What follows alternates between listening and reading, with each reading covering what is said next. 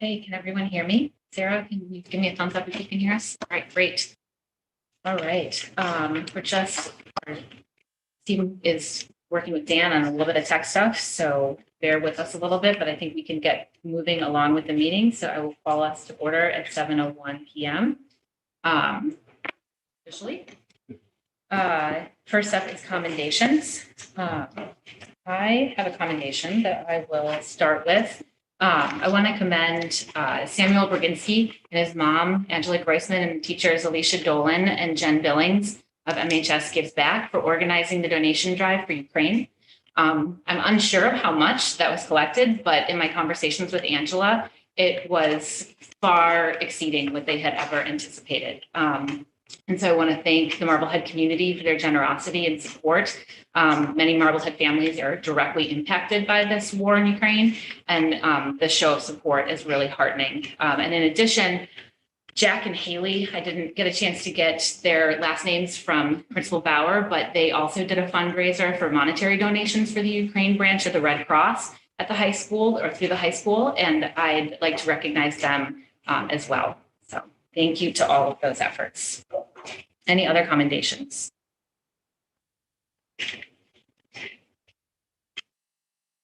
Set. All right, Yasin, I know you are wanting to move along to the senior show, so have at.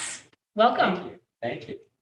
I'd like to start by giving congratulations to Jeffrey Letterman and Grace McQueen, our valedictorian and salutatorian. I know they worked very hard for it, so congratulations to them. On February 18th, the chorus had a workshop with UMass Lowell. I was in attendance. It was super cool to see music at the college level and what that looked like. So great experience. And on March 2nd, 4 MHS students also participated in the All-State chorus. And that is a great achievement. So congrats to them. On March 3rd was 8th grade curriculum night at the high school. On March 7th and March 8th, two of our honor societies, the National High School Societies and Triumph, held fundraisers at Minos and Spitfire Tacos. On March 11th, the sophomore semi-formal happened at Endicott College. I talked to a bunch of sophomores. Everyone seemed really happy with the event, and it's great that they were able to have a dance just 1 year after COVID. It was a great night. The weekend of March 12th, the MHS chapter of DECA, which is like our business club, competed in state, and we have 6 students moving on to the international competition. So that's super exciting. Last week, grades 9 through 11 had meetings about the new schedule with the permanent magic block and the college and career block for rising seniors. This information was, like I said, just given out, and Mr. Bauer will elaborate more about the specifics. Like Sarah mentioned, there were some fundraising efforts for Ukraine happening in the past couple of weeks. Jewish Boston Teens, also a general student-led fundraiser, and MHS student Sam Brzezinski all helped contribute. It's a great effort, and it's nice that we're able to do so much for the people of Ukraine. On March 16th, grades 9 through 11 also had meetings about course selections for next year. Our National Green School Society and Best Buddies are also holding a badminton tournament this Saturday. So that's pretty exciting. Maybe I'll be in attendance. And grade 10 will have MCAS next week on March 22nd and March 23rd, and delayed start for grades 9, 11, and 12. As far as some general class news, the freshman class had a very successful Valentine's Day fundraiser. The class raised $1,300, and they would like to thank the DeWitt family at Stowaway Suites for their generous support. As far as the junior class, we are currently outreaching to local businesses for donations and sponsorships for the class auction. That's all I have. All right, wonderful. Thank you so much. There's not much going on, is there? It's good to have you, and feel free to head on over to the senior show and have fun. Thank you so much. We'll see you in 2 weeks, or 3 weeks, actually. Thanks, Nelson. All right, that moves us along to public comment. For anyone who would like to make public comment, we have our one member. Okay, our one live audience member is not going to make public comment. So if anyone in the Zoom audience would like to make public comment, please use the raise hand function and we will be able to call on you. If you do, we will ask that you keep your comments to 3 minutes and that you state your name and address for the record. Allie Taylor.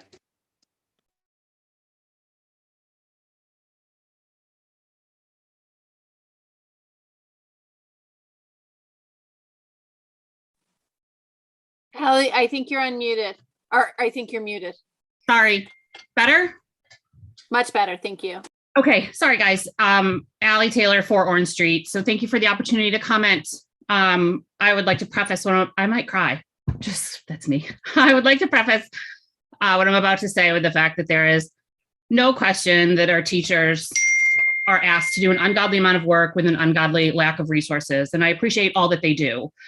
During this time of uncertainty, it's even more insane. And as we now lack consistent elementary school leadership throughout since the pandemic at the schools. Due to the previous year and a half of remote learning, as well as specialized needs, I know that there are students that need additional assistance to get them up to grade level. And I fully agree and support wholeheartedly that those services should be in place to cater to all of those needs. It's important to hear that from my voice. There is, however, the other side of the curve also, for which I feel extremely passionate.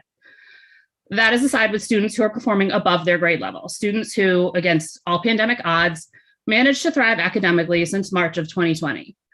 I would attribute much of that to their amazing teachers. I want to share a personal experience on that, which sets the stage for what can be accomplished when you allow for that opportunity. To our first grade teacher last year, originally at Glover and now at Brown, Mrs. O'Flynn, there are no words to describe how phenomenal you were and how you continuously, even today, since you're at Brown with them again, serve as a trusted face for a very impressionable young child. My son and 2 other children, also performing above their grade level in his class last year, were on a daily basis provided different reading and different math materials.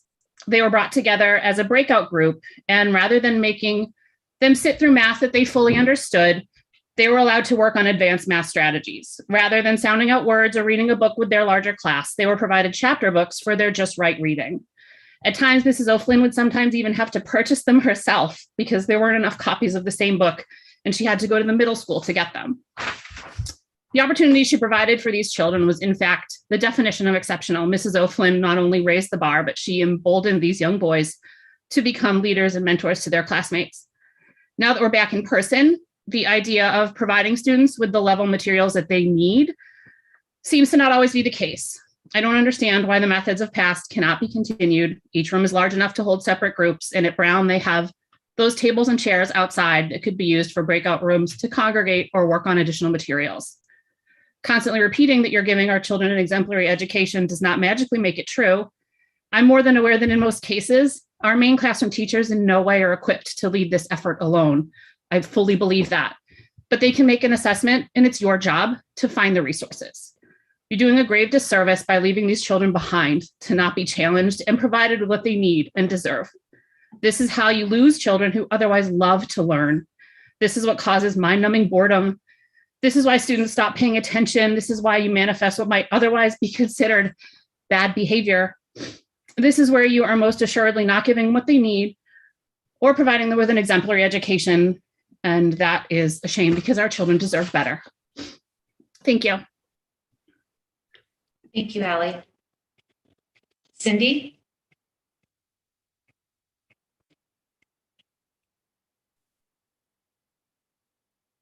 Sorry. Just trying to do my thing here.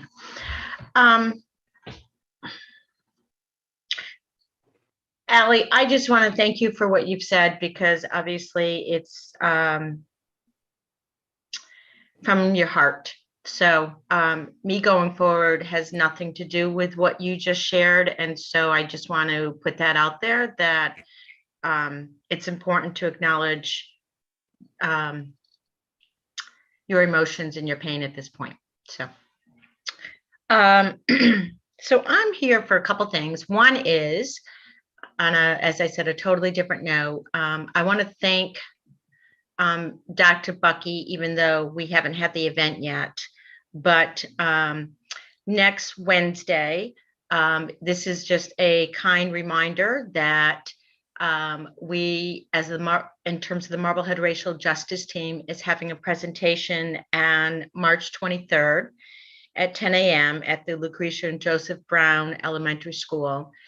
And I'm hoping, I know that I've already extended this out to the school committee, but I am hoping that there are members of the school committee present at that presentation.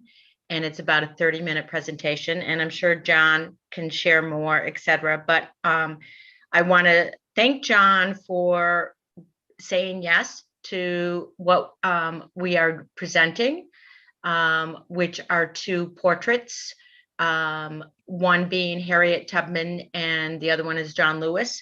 And in terms of the opportunity for myself and another member of the Marblehead Racial Justice Team to be working with the principal and some of the staff there, and the students will be participating. So thank you, John. And I would love to know who's coming from the school committee, because I am putting together a list for the school. So if the school committee could get back to me, that would be great. And then the other thing, which is a totally different conversation, and obviously it's impacts some of the stuff that I'm involved with.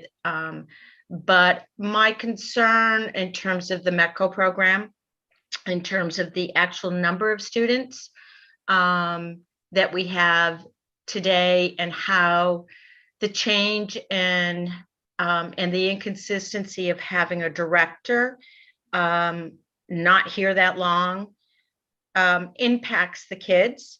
And I just want to put that out there, because I am extremely concerned regarding what we do in Marblehead in terms of support, in terms of how we set it up.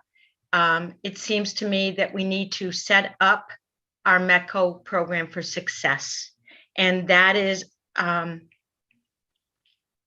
just concerned. And, you know, many of you know where my passion and my heart is. And I consider myself an activist.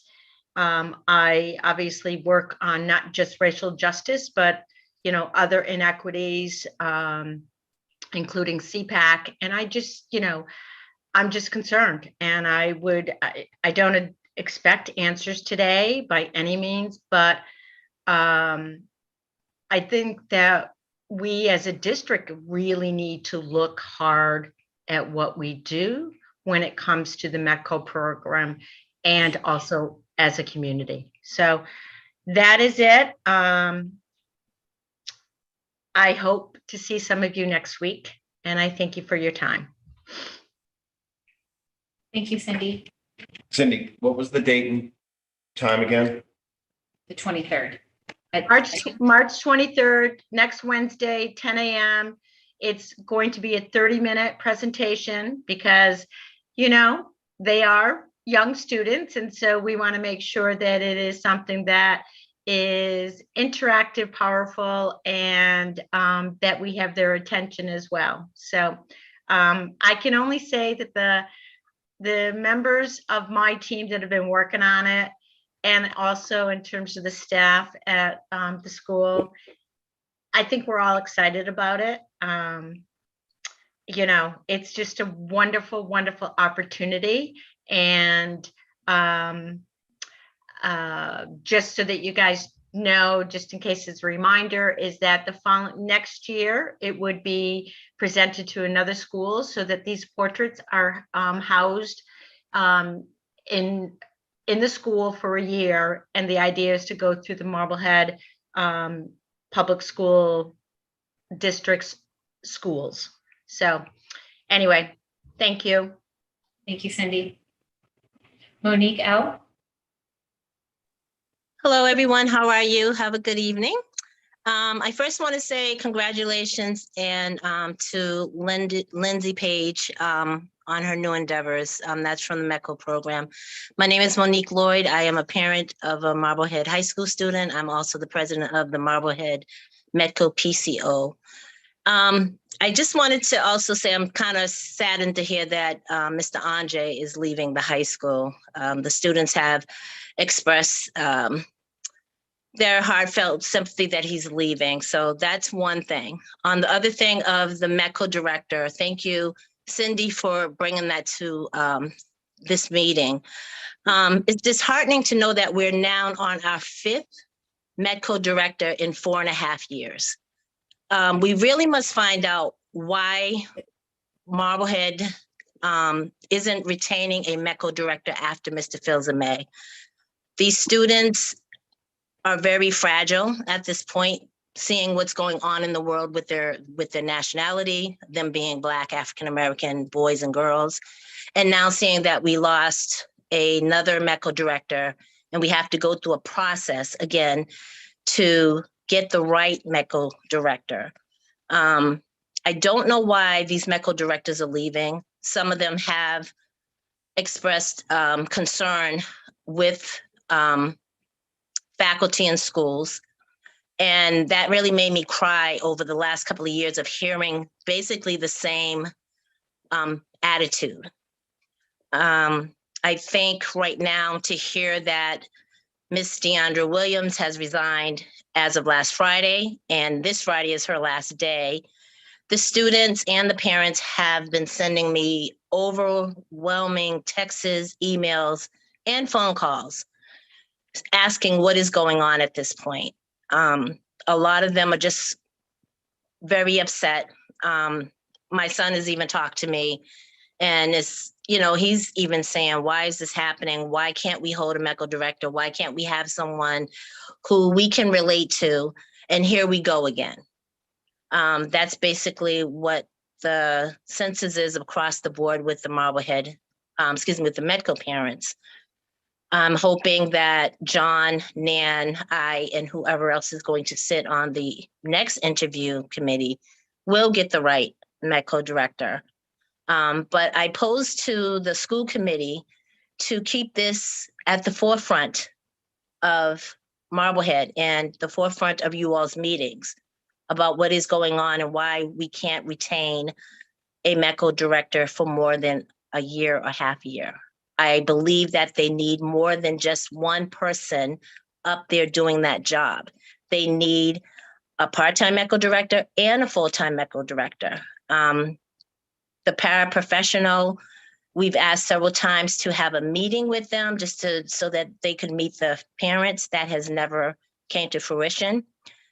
And that's very sad, that things that parents are saying, they feel that they're not being heard. I know that there are 2 other parents from METCO on this call, and I hope that they speak up. Thank you for your time. I greatly appreciate it. Thank you, Monique. Kim Day. Hi, can you hear me? Yep. Kim Day, 18 Liberty Road. I was a little bit late, so I may have missed if you brought this up at the beginning of the meeting, but I just wanted to acknowledge and thank you guys for making these back on Zoom. And if you're wondering, the experience so far seems to be a good one in terms of being able to see and hear what's going on. But sorry, something in my throat. I just wanted to say thank you because public participation is really important. And I'm just hope that people continue to attend these and you continue to take public comment and do it in this forum. So thank you. Thank you, Kim. All right, I don't see any other hands raised. Thank you to everyone who has made public comment this evening. That will move us to the next section, consent action and agenda items. We had 4 sets of minutes. So can I have a motion to accept the minutes from 11/18/2021, 12/16/2021, 1/6/2022, and 1/20/2022? So moved. Megan moved. Emily second. Any additions or concerns with any of those? All right, roll call vote. Sarah Gold, yes. David Harris. Yes. Megan Taylor. Yes. Emily Barron. Yes. And Sarah Fox. Yes. All right, that passes 5-0. Lisa, thank you for your continued work. And I think Emily, you've been busy with those as well. I will turn it over to Michelle. We have a statement of interest submission for the Massachusetts School Building Authority. Thank you. So the MSBA, or Mass School Building Authority, has just opened their window for statements of interests. We have been talking about this for a little bit now, not publicly during a school committee meeting, but within the administration. And since we are seeking funding or are in need of repair of the high school roof, in addition to the veteran school D-wing roof, we have decided to go forward with submitting a statement of interest at this time.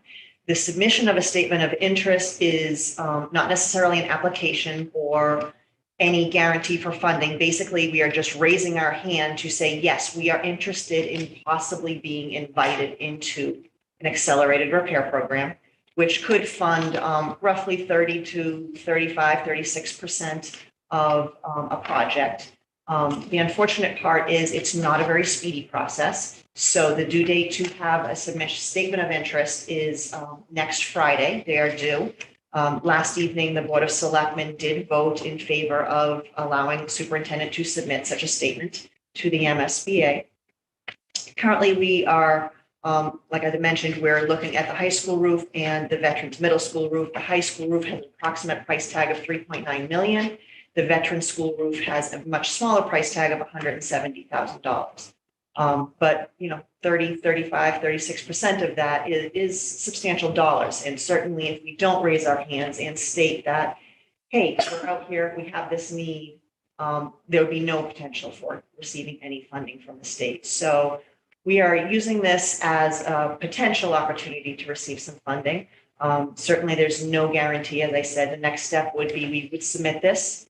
They would then review all their statements of interest. They will then invite certain entities to then apply to their program. And we have 90 days at that point to provide additional information and documentation. And then that is when they start actually reviewing the applications. So as I said, it's not a speedy process. This could take anywhere from 12 to 24 months, possibly even longer, to actually receive approval if we are to continue down this road. But we thought that it is not a bad idea to at least submit the interest, see where it goes from here. Certainly the need for our roofs is not going anywhere. They're not going away. I know the town is entertaining the thoughts of putting forward a project this year for multiple town roofs. Even with an MSBA project, if we were to be approved, we still need to vote the entire amount, or the town would have to vote the entire amount of the project. So certainly we could be included in that town discussion or that town project.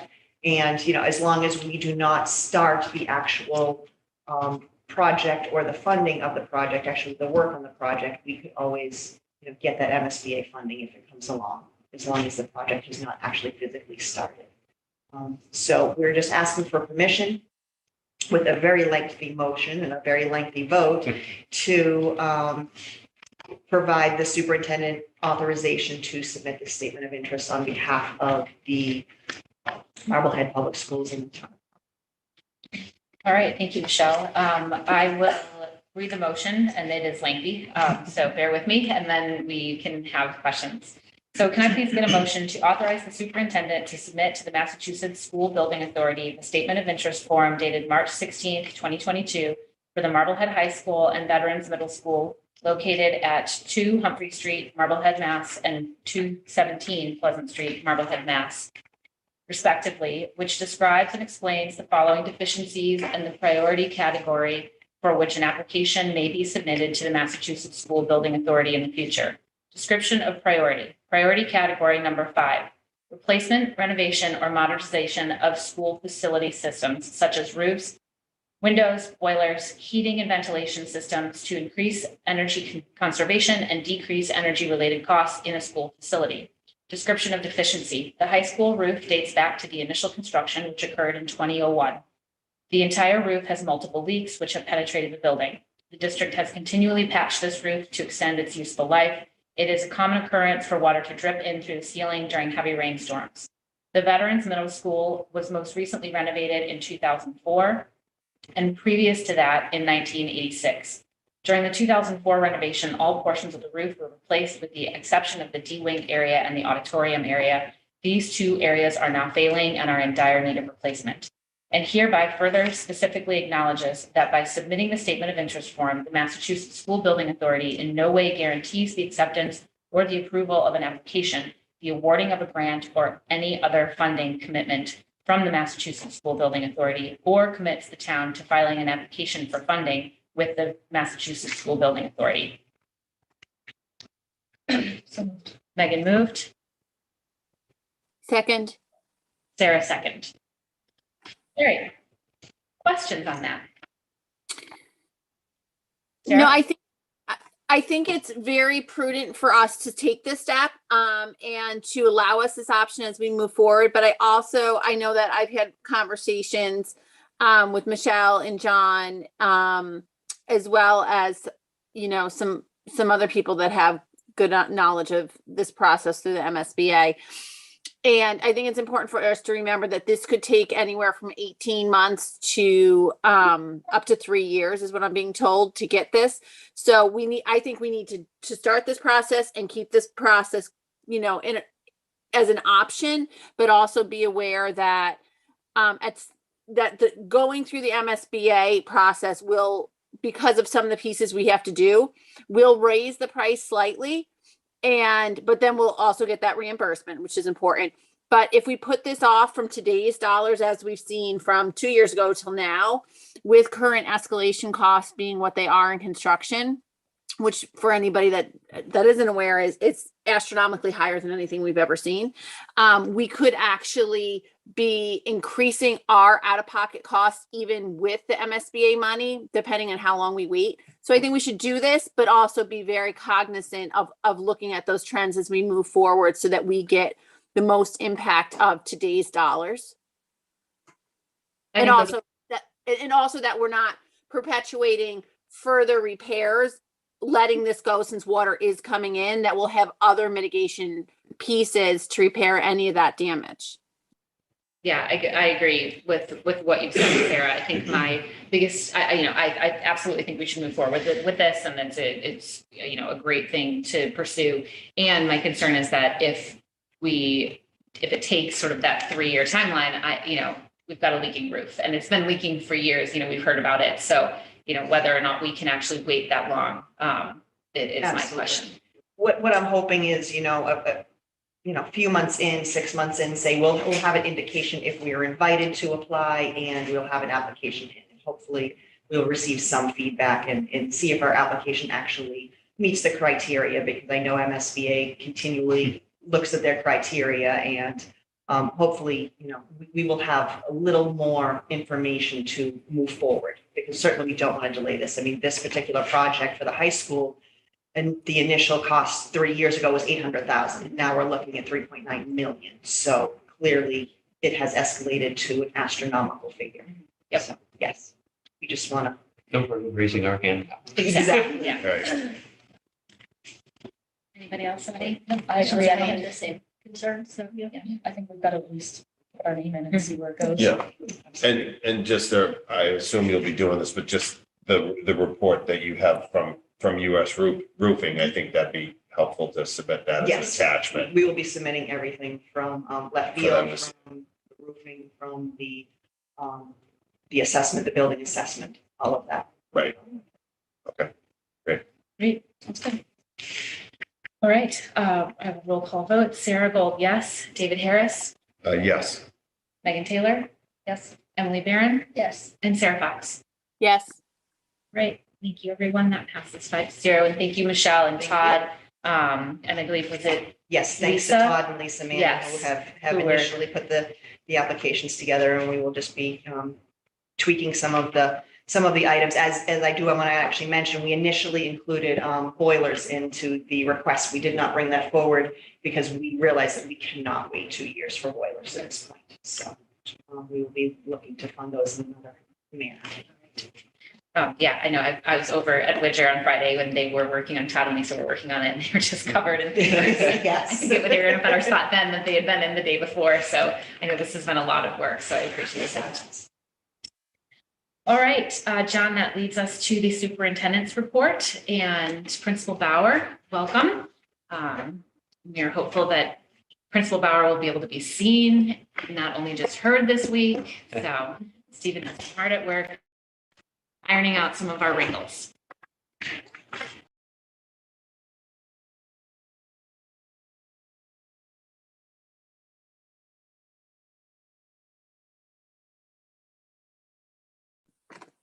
We no longer can hear you at all.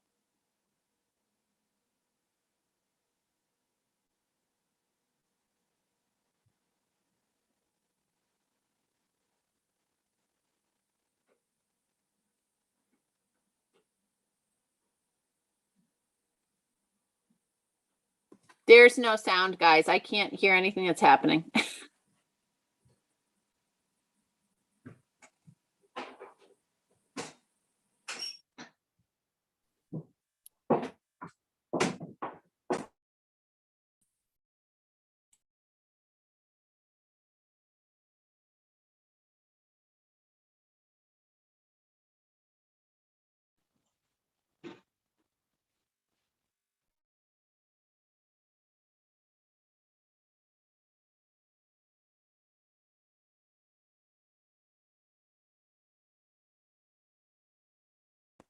No sound. Ditto. I can't hear him. Oh, no. Still no No, sound. that was I- me. So it looks like he still can't be heard.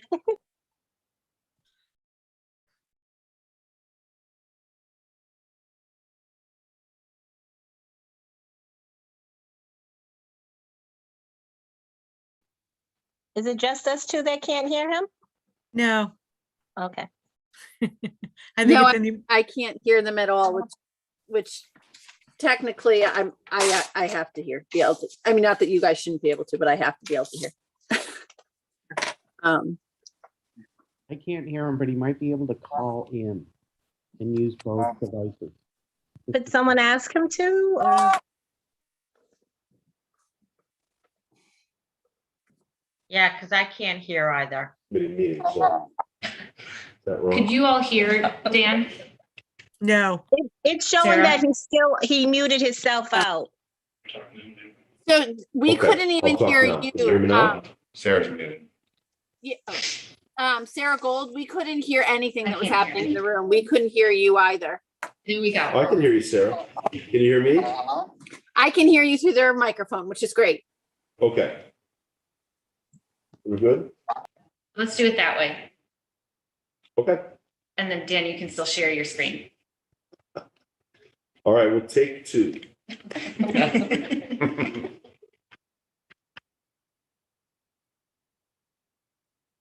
All right, is that better? Can you hear me now, Sarah? Awesome, great. Well, just thank you for having me back. As I started to say, we had informational sessions starting with our junior class a week ago and an assembly during a magic block just to go through the details of the schedule. Just as we've heard, through our SAC, the feedback, the seniors worried about the senior privilege and how will things look? Will they be able to have enough credits? And so we addressed all those questions in our presentation, and we followed up with a PCO presentation Monday evening here. And then Tuesday morning, we had our principal's coffee and it was well attended in the main office conference room. So we went through the schedules there as well. I offered up other sessions throughout lunch and before and after school for students who wanted to come in. And then on Wednesday, we had presentations for grades 9 through 11 students for the schedule process. And within that presentation, we discussed the schedule for next year. So the juniors were great with it because they've heard it before. The sophomores, it was a little bit for them. They heard a lot of rumors, and so we worked through questions. I offered to come back after school. We had two come back to see me. So I think that's a good sign. And then our freshman class, we presented as well. So it's been certainly a process well over a year that we've worked on this. So I'll jump into the presentation. Hopefully I'll be able to. There we go. So just as noted, this has been almost a year in preparation, making the move for eliminating study halls and looking for the needs of the high school. So our committee was well represented throughout the school. We looked to have members of each department as part of our committee. And there were a few others that worked halfway through. It was a large commitment. They put a lot of time into where we've landed. So in terms of the piece, why change the schedule? So just to be very clear in terms of meeting DESE requirements for time on learning are 990 hours. The directed study that we currently have is not truly a directed study. It's not with the student's true teacher of their core classes or elective classes. We randomly assign them. So that piece of it is not being met.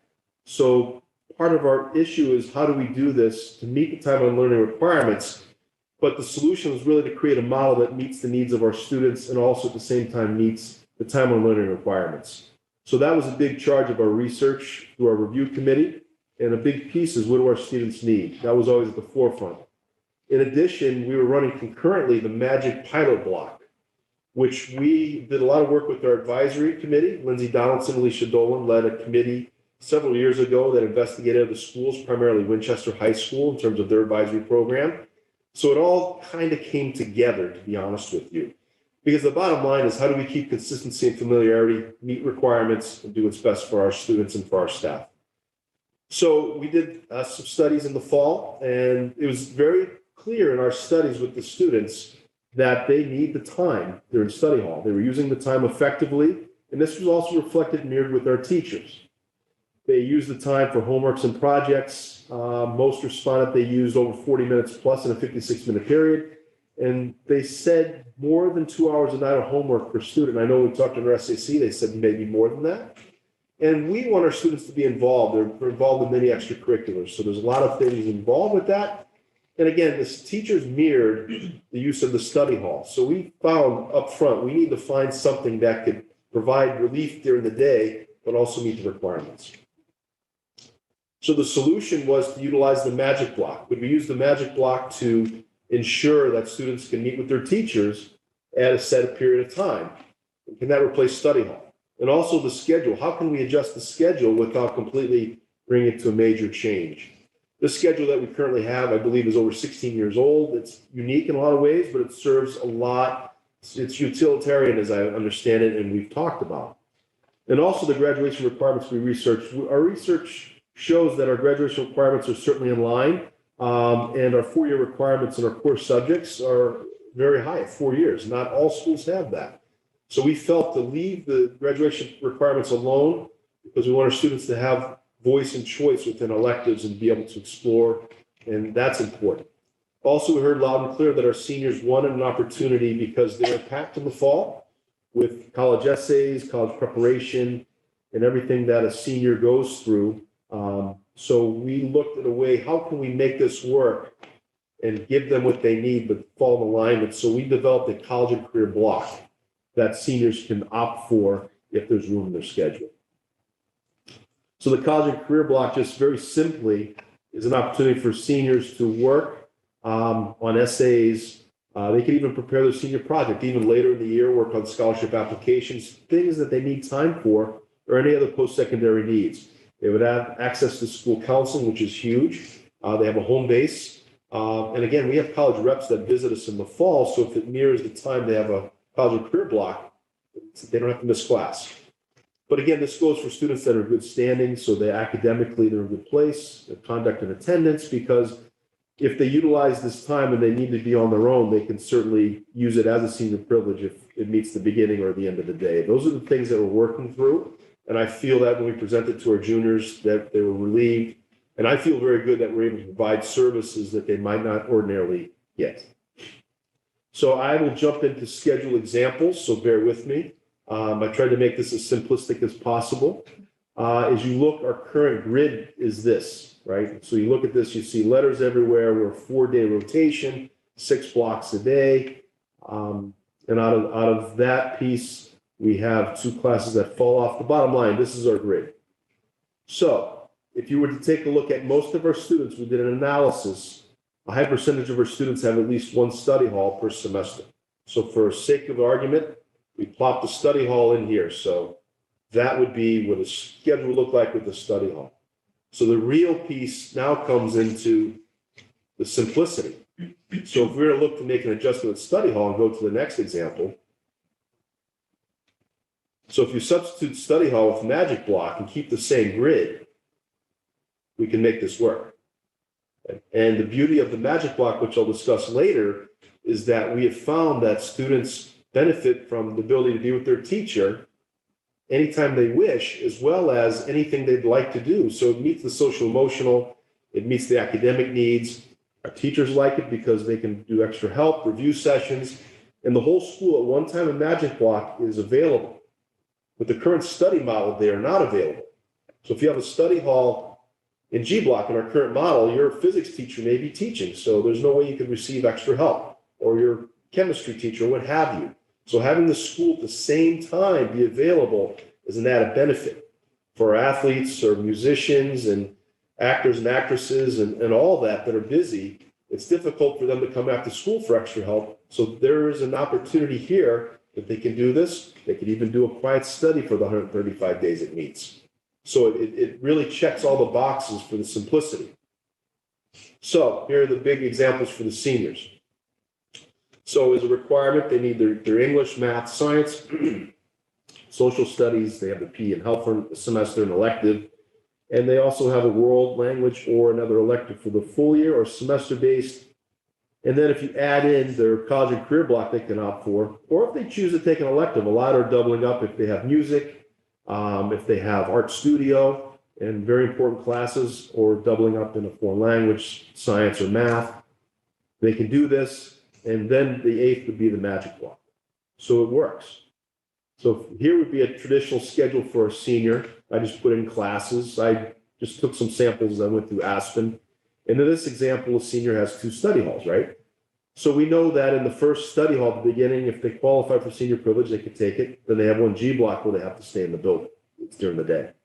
So now if I move forward to the new example, this possibly could happen, right? And this is an actual schedule where G block would be the consistent Magic Block. And if it worked on their schedule where the college and career block is last block, perfect. So the college and career block floats, just like a study hall would. So we have space available, whether it be the library, we have tall tops. And again, if they're in good standing, it's the beginning or end of day, we can utilize it as senior privilege too. So this is an example with the college and career in the middle of the day. That can happen too, but again, notice the G block is the Magic Block. And then when you analyze a high-performing student that may have 5 AP classes, advanced placement classes, it works as well. So with that being said, it matches all the needs of our students for seniors. Then I broke it down further. Excuse me one second. For our grades 9 through 11, a typical schedule would look the same, except they will have that 7th, that elective they will have, which is a year long or 2 semesters. They could double up. And the 8th class would be the Magic Block, which is really the same as this year. The majority of our students are at 35 credits, and that's what this is. So again, just being simplistic, this is a junior schedule right here. If they had a study hall, moving on to the next example, make the change Magic Block. It's the same schedule. It's the exact same schedule. Okay. And then if somebody has curriculum support that fits in, if they're a student with lots of AP classes, it works for case of a junior. Let's move to grade 10. I went through this, so at least each student can see this. I know I'm kind of being a little repetitive. You know, the 2 AP classes, the AP or Euro they could take as a sophomore, which they can this year, and moving on to grade 9. So we feel that the pros of this schedule will be familiarity. It's a little change. It's the same schedule. So the structure is there. Students are used to it. Coming out of COVID, I think it's important. We know the ins and outs of this schedule. The Magic Block, I think, is key because that allows students to have access to their teachers same time during that G block 3 out of the 4 days, just like the study hall would be. So senior project, that was a question. There's no change. Also, we have a growing after dark program. We have 17 that have applied, which students can leave at 11 o'clock to go to Essex Tech for vocational training. So this schedule, by keeping it the same, allows that. Down the road, if we have internship opportunities, that allows for that too. And we also have some traveling teachers, so the alignment would stay consistent where it is now with vets in terms of our music teachers. So those are pluses our committee landed on. And I think the Magic Block advantages are very clear, the SEL. The students get a break, right? The student support is available. Now student support can actually run groups, whatever support group. It's hard now throughout the day. It's a break in the day. The adult connection is huge. At some point, I know that Gina Hart will present our YRBS, our Youth Risk Behavior Survey, and it very strongly shows that our connection when that survey was administered was 64%. The students felt they had an adult connection. I think that's too low. But that was administered, I believe, in October. If we administer it now, I bet it would be higher with the Magic Block. And the Magic Block allows that. It allows student choice, and it's a consistent time out of the schedule where, again, teachers are available at the same time. There's extra help available. And I think that will help our students that are very, very packed with what they do extracurricular wise. And our teachers like the Magic Block, and our student survey, we're developing one as well. And just some items that are happening now. In the area that we haven't finished yet is we haven't finished the full development of those Magic Blocks. Because right now, I think people think of the Magic Block the once a week where they can do an activity. We'll still have activities, but we'll break it down into a broader piece for that 3 days. And we didn't want to present that part because we're not quite there yet. We're doing the research as we speak. But right now, we do have academic support groups. It could be a quiet study. You sign up with your teacher, you go to where you want to go. Low stress activities, hands-on activities, special interest, physical activities. We had a sophomore ask, can I shoot hoops every day? And I'm like, well, hopefully you're good standing academically and can do that, but sure.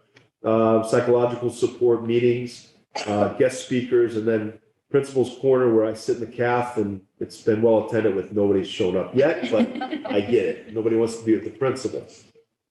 So with that being said, I know that's a lot, but I think the key takeaways is number one, we're able to provide the time the students need and want in their schedule with the Magic Block.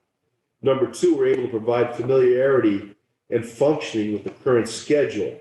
And we've done our research in terms of where students are credit-wise, and we know there's a few exceptions out there that we will have and we have answers for, because it's important for our students. Right now, I think there's a little piece where they feel like the seventh class is Magic Block. That's not true. They have 7 available. The 7 block just happens to be a Magic Block they really have the opportunity to take 7 full classes. So that's it in a large nutshell, but I'm happy to answer any questions. All right, thank you, Dan. I'll have you stop sharing your screen just so that we can get everybody back on a video. Okay. But I appreciate it, and I also appreciate all the work that's gone into this. And when there was some pretty negative feedback a couple weeks ago, you and Christine and Michelle really taking it and figuring out how to message it correctly so that all this good work was able to be demonstrated and moved forward. So, I think the Magic Block, I think you've done a great job getting the students to understand it as well, because there was a lot of misinformation within the student body too. And that Magic Block, I think it's been really useful. And I think it from the perspective of a parent of someone at the high school, I think having it not be the shortened classes on the Wednesdays that it's been, and having it be a permanent piece in their schedule is going to allow kids to really kind of really sink their teeth into it and take advantage of it for everything that it's worth. I appreciate that. And I understand, it's been a long process for us, but I also understand where we started to land.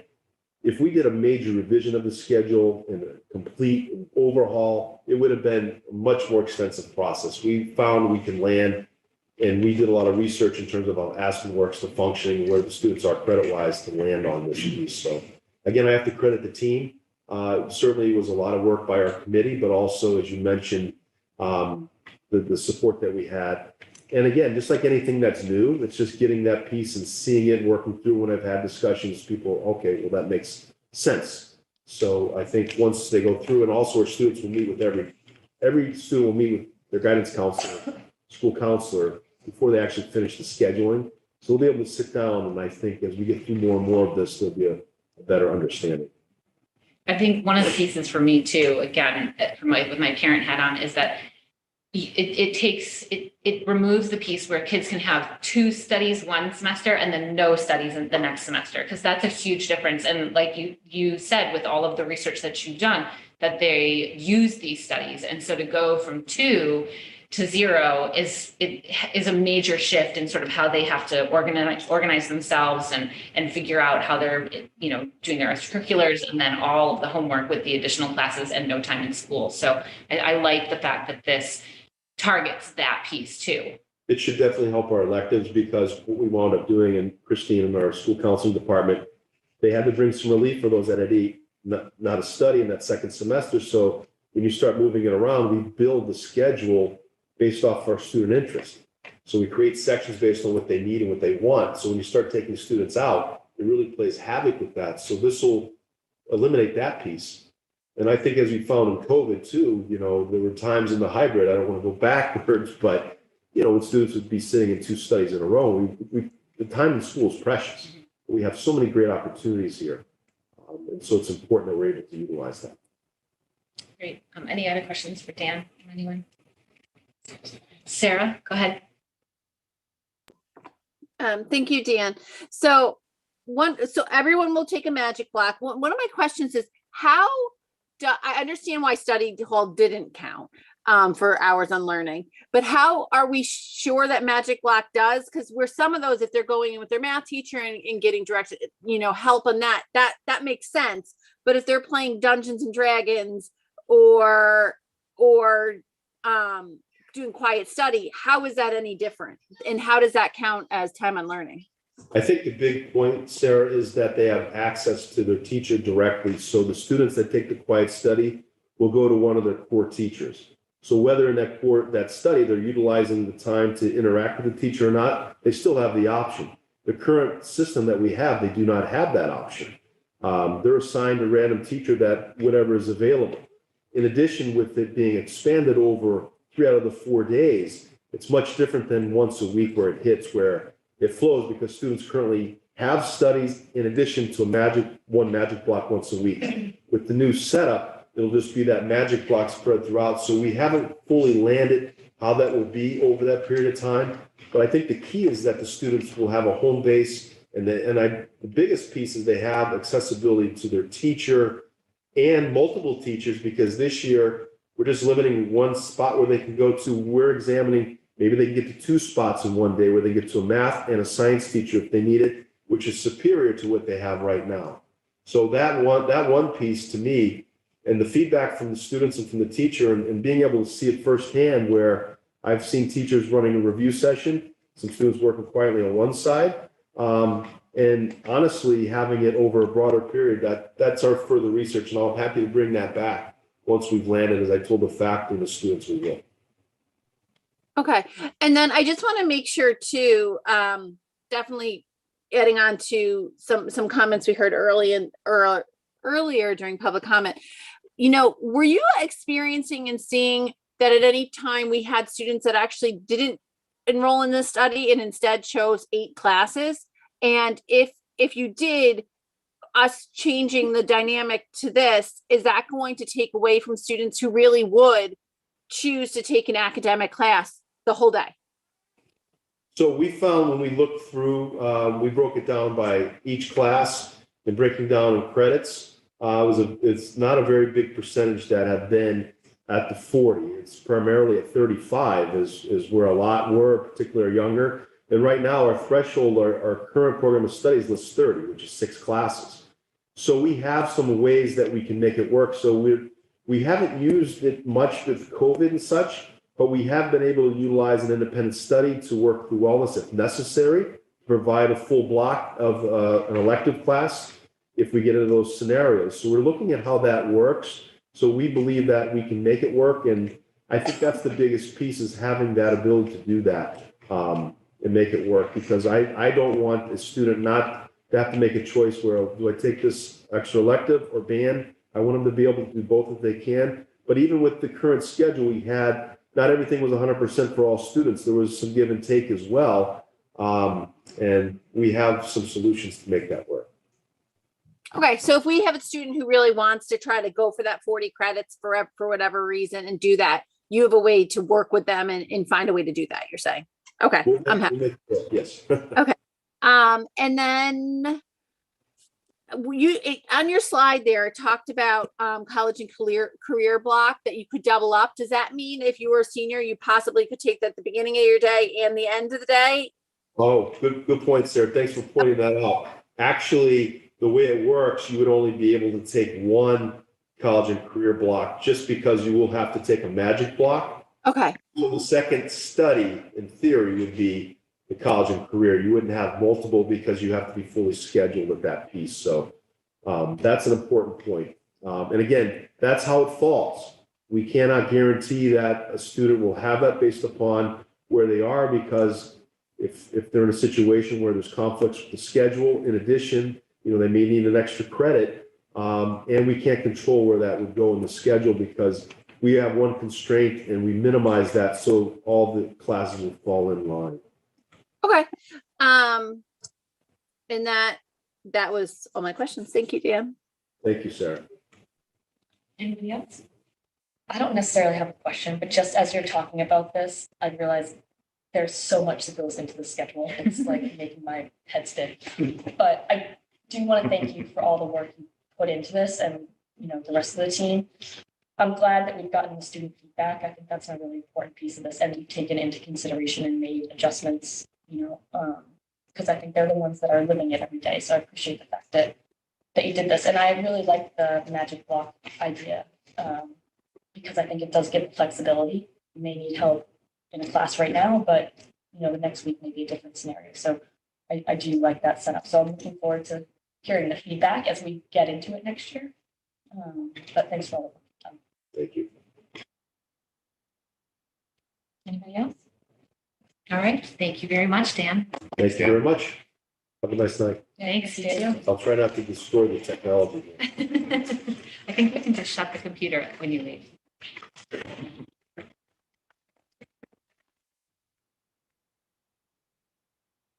All right, John, that leads us to district updates. So in the shared drive for the committee, there were 6 things for superintendent updates. Most important is the Glover School principal announcement. We have extended contract offer to Hope Duran, and she has committed and signed her contract. And so Hope is coming from the Georgetown Public Schools. She's currently the assistant principal at the Pembroke Middle or Elementary School. She's been there since 2014 as an assistant principal. She was an interim principal with the Wilmington schools at the North Intermediate School. She is also, she was an assistant principal in Wilmington and also a 6th grade science teacher. She has a bachelor in education from Framingham State, master's in special education, and a certificate of advanced graduate study in school administration from American International. She was very well received in her parent forum, in her faculty forum, and we're excited that she'll be joining Wilmington Public Schools as the principal of the Glover Elementary School next year. Great news.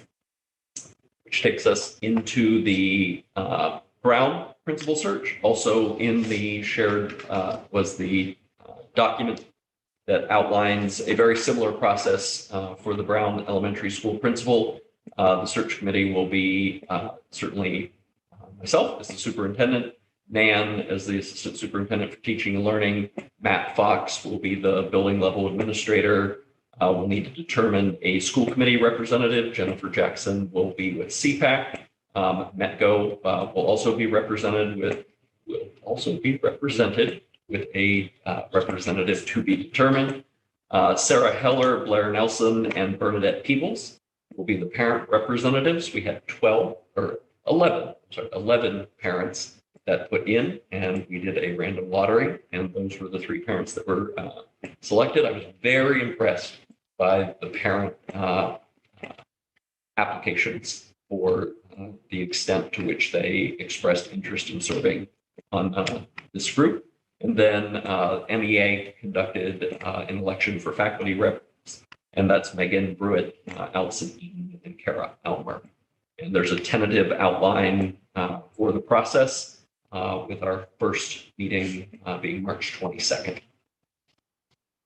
Great. And then you all, I think later in the meeting, we'll have a Yes. discussion on the Yes, school because there's committee a representative. couple of search committees that we'll need to designate people for. So we will tackle that later. And then just instructional walkthroughs continue to be very beneficial, particularly now that we have gone to mask optional to see how that has played out. The middle school today and village school return to normal cafeteria operations, I think much to the delight of Mandy at the village school, and giving students the opportunity to go back to normal cafeterias. Then just the safety committee continues to meet, the wellness committee continues to meet, and we will have our superintendent coffee on the 24th. And as Dan indicated in his presentation, Gina Hart will be talking about the youth risk behavior survey, the state survey that we did, and then the local Marblehead version of that survey that Gina developed last year that she presented to the committee. So at the coffee, she'll present that, and I would like to get her back in front of the school committee to share those results with you. And so that's my update. Great. Any questions from anyone? Great. Make note. Gina coming to another meeting. All right, thank you, John. That will lead us into finance and organizational support. So first up on that is the FY23 budget update. I know that there was a budget liaison meeting with the town late last week, and then just any other updates that have occurred since then. Hand it over to both John and Michelle at this point.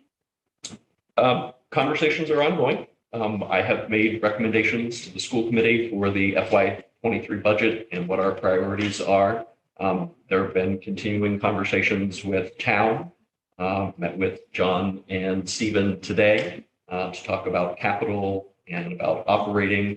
And I'm not sure that much has changed about where we are and where they are. And if there are things that are not in the budget that the school committee would like to add, I'm certainly open to that conversation with Michelle. We're looking at different ways for special education and technology, but the ask is what it is. Where are they at this point?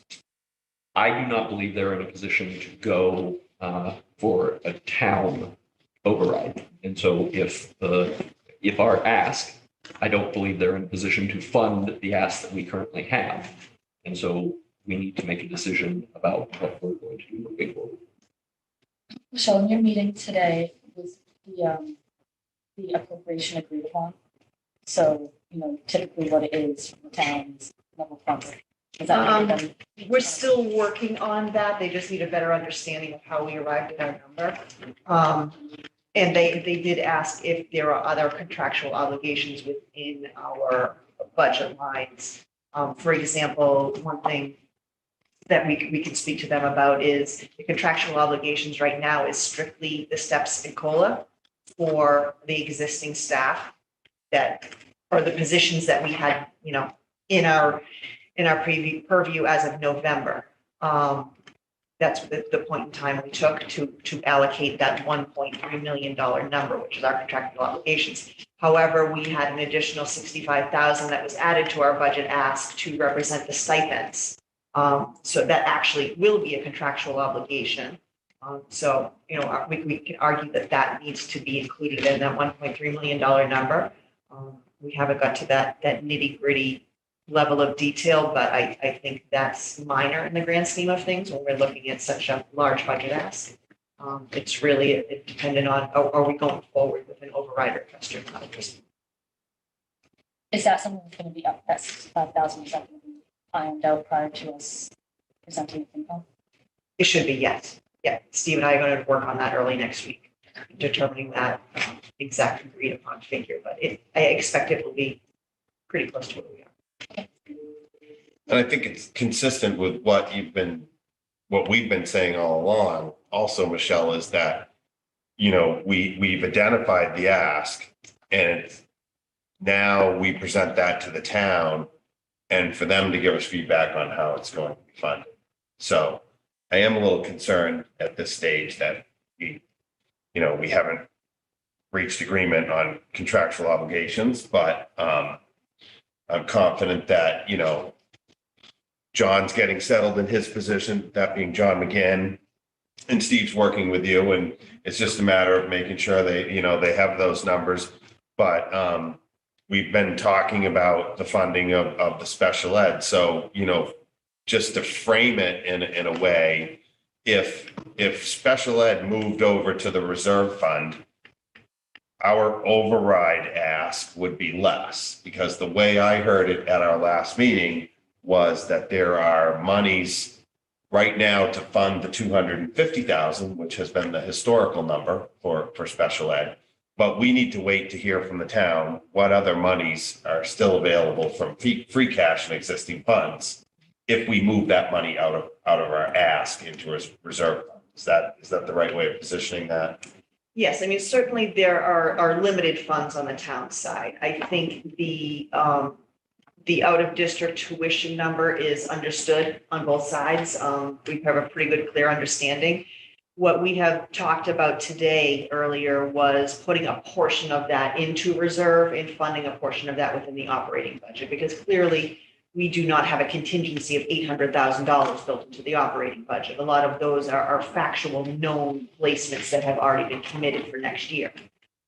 With that being said, if we went into our operating budget and we began our year with $800,000 not in our operating budget, you know, a couple days into the fiscal year, I will be asking to tap into that reserve fund, which really is not the way. Great fiscal Right. management of the funds. You're not budgeting something that you know is an actual cost. Right. So we're trying to work on coming up with an allocation that will allow us to put a little bit more into the reserve, or a certain figure into that reserve in addition to the 250,000 that we normally put, and maybe a little bit less into our operating budget, with the understanding that, yes, we will be using that for special education purposes and not using it to supplement our operating budget in other areas of need. And I certainly understand that concern on the town side. It's a concern in any town.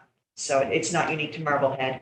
And we want to be able to give that commitment that, you know, if our budget is raised by the 800,000 for special education services, that is what we commit to use those funds on. So we're in discussions about that, and I think that's not a contentious discussion whatsoever. We're pretty much in agreement. Right, and I appreciate that too, but also it's good that it's not contentious, but it gets us to a level of down the road when we are with FinCom or at our budget hearing, if we're going forward with an override, it will change that number.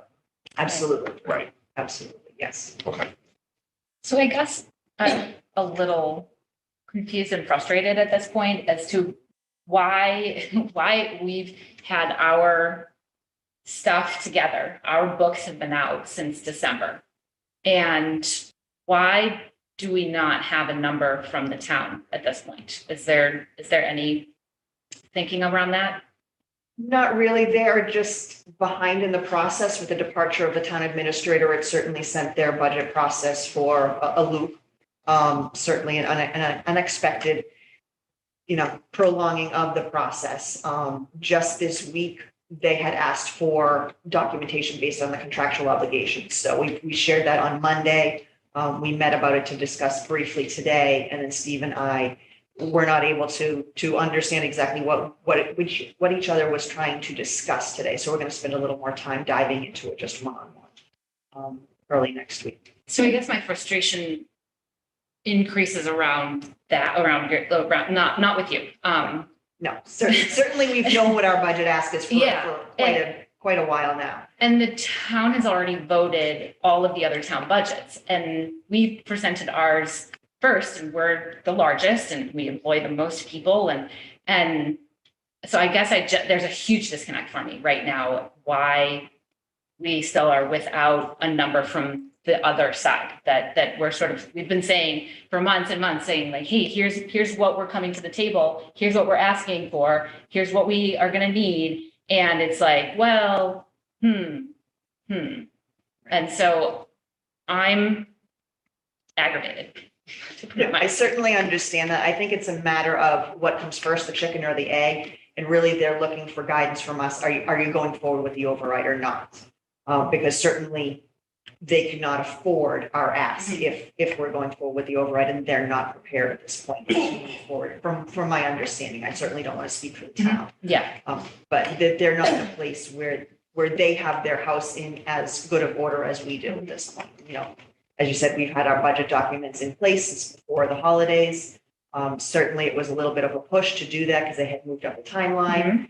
We were able to comply with that. It made my budget season a little bit earlier, but a little bit easier in the end. But now we are months into it, still don't have an answer.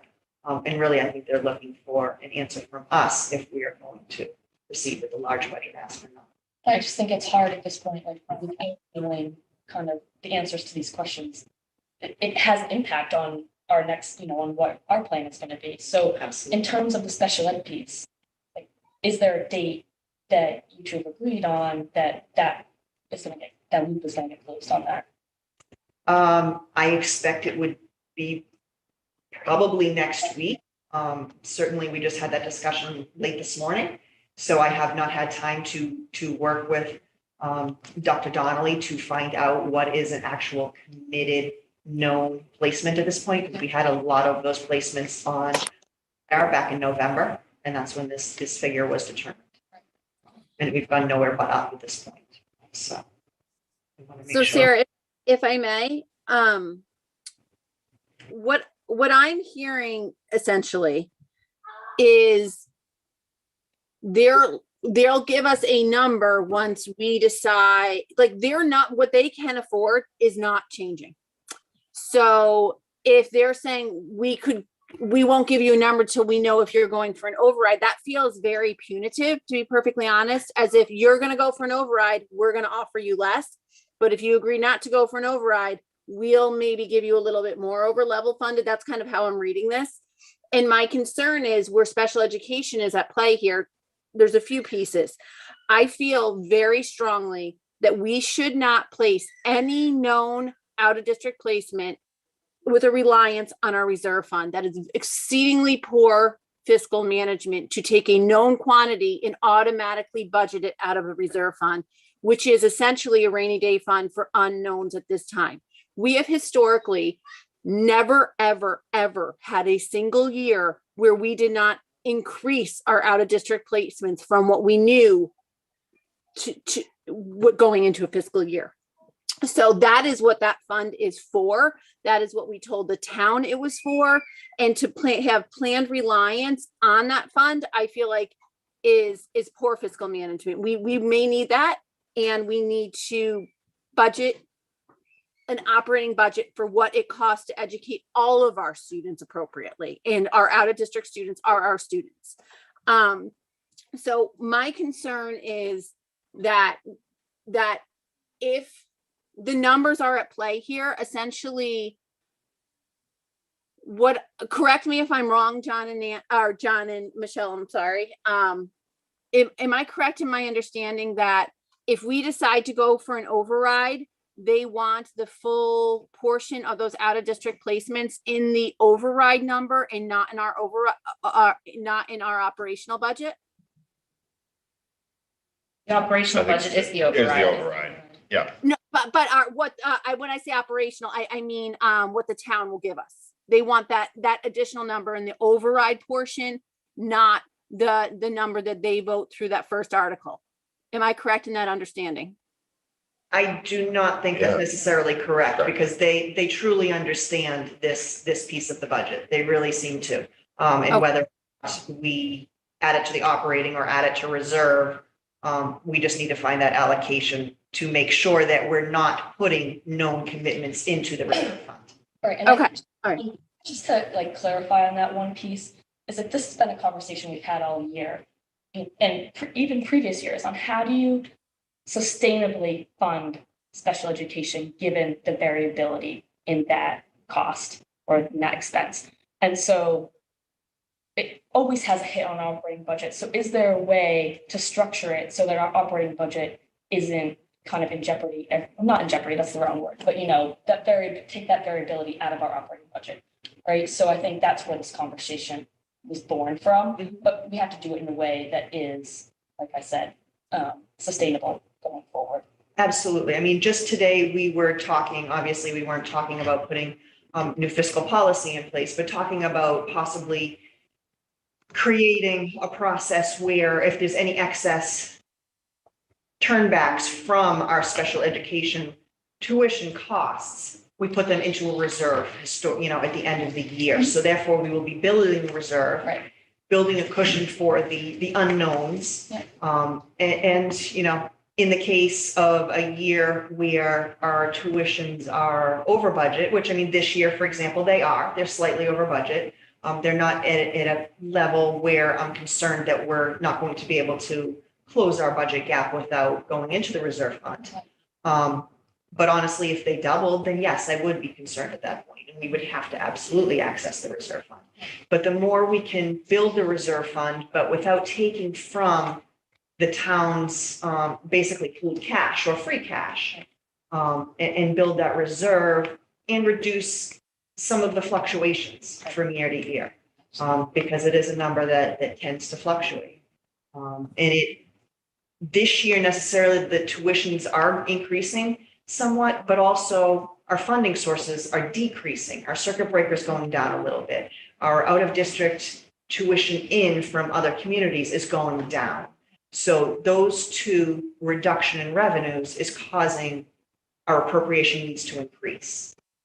So not necessarily the actual cost isn't skyrocketing by 800,000. It's only going up by a few $100,000, but our funding sources are decreasing in the other buckets. So, but we want to try to level that off as much as possible and prevent these spikes. Yeah. It seems like the decision in front of us right now is we're in a conundrum. The town isn't ready to go in for an override. We have our books in order. We are ready. We have to decide, we're going to take that list of priorities and say, we're willing to start paring this down to get closer to what the town can afford. But I don't think any of us are under false assumptions that without a town override, that they can come up with money to fund that list. So at this time, I am not prepared to pare that list down at all. And I'm going to make a motion for us to affirm our commitment to that list of priorities and to bringing forward the placeholder override.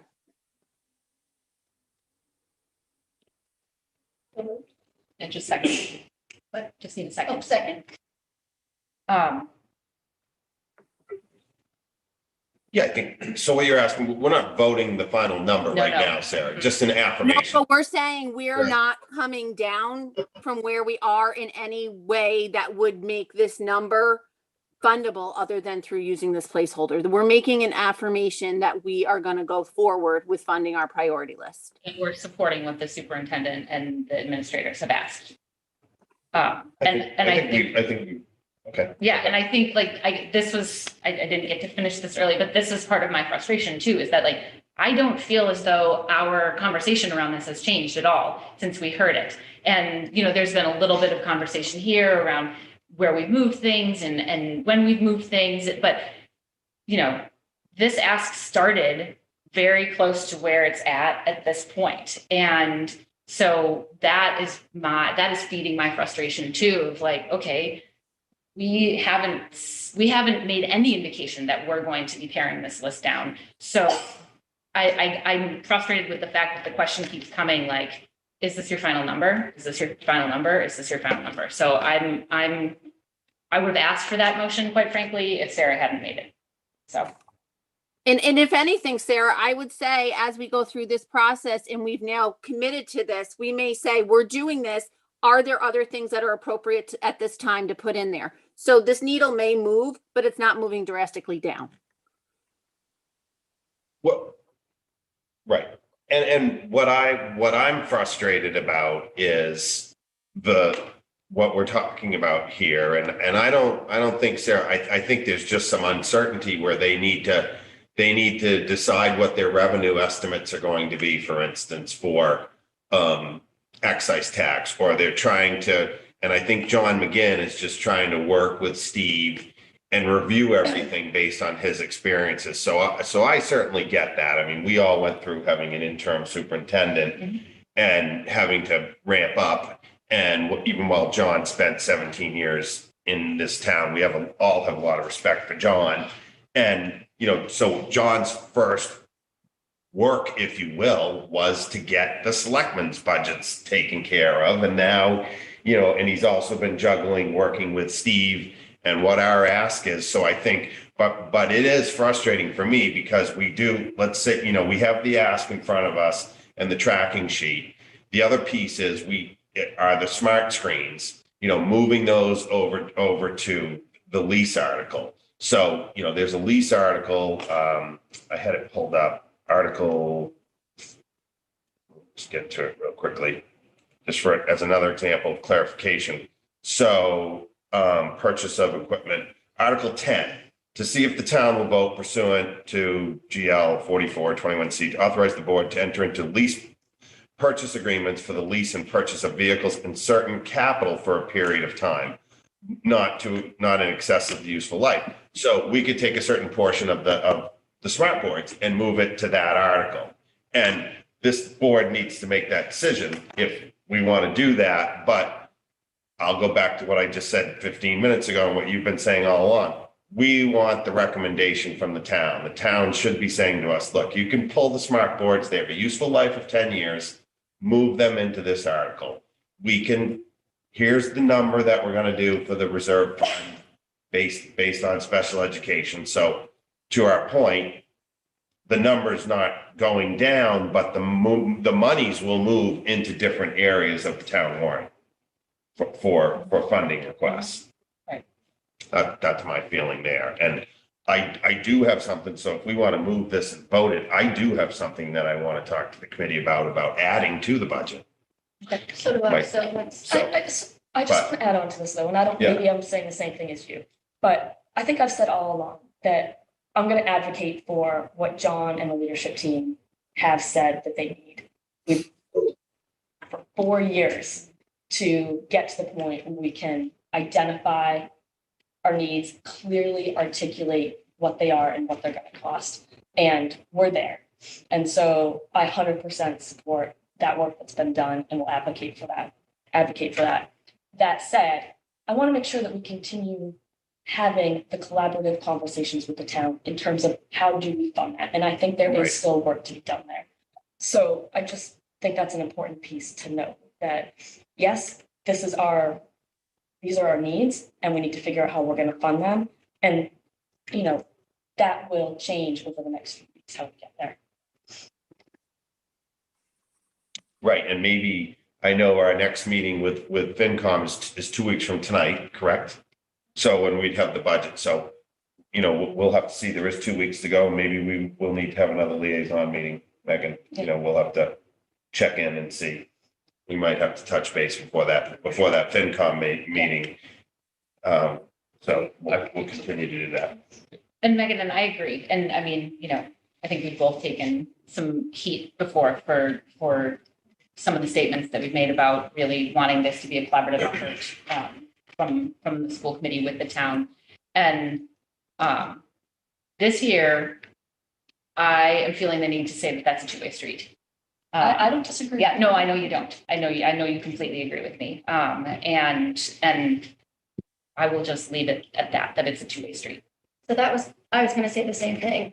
We can be collaborative, but they have to be collaborative back. And that's not the message that I think we're receiving. Or It feels as if, and so if you know, I mean, feelings can be incorrect, but it feels as though that's Right. I would like to hear that the town's not ready for an override right. publicly. And we have not heard that publicly. So, I mean, Together, we're, make this a you know, benefit for everybody. right. We could help them in their need for something later if they wanted to work with us. And I think that's an important thing for them to realize that we need this, they need this. We can all come together and do it, one to help the other, the way we do it. So I just putting that out there. completely agreed. And I think that's another message that needs to be.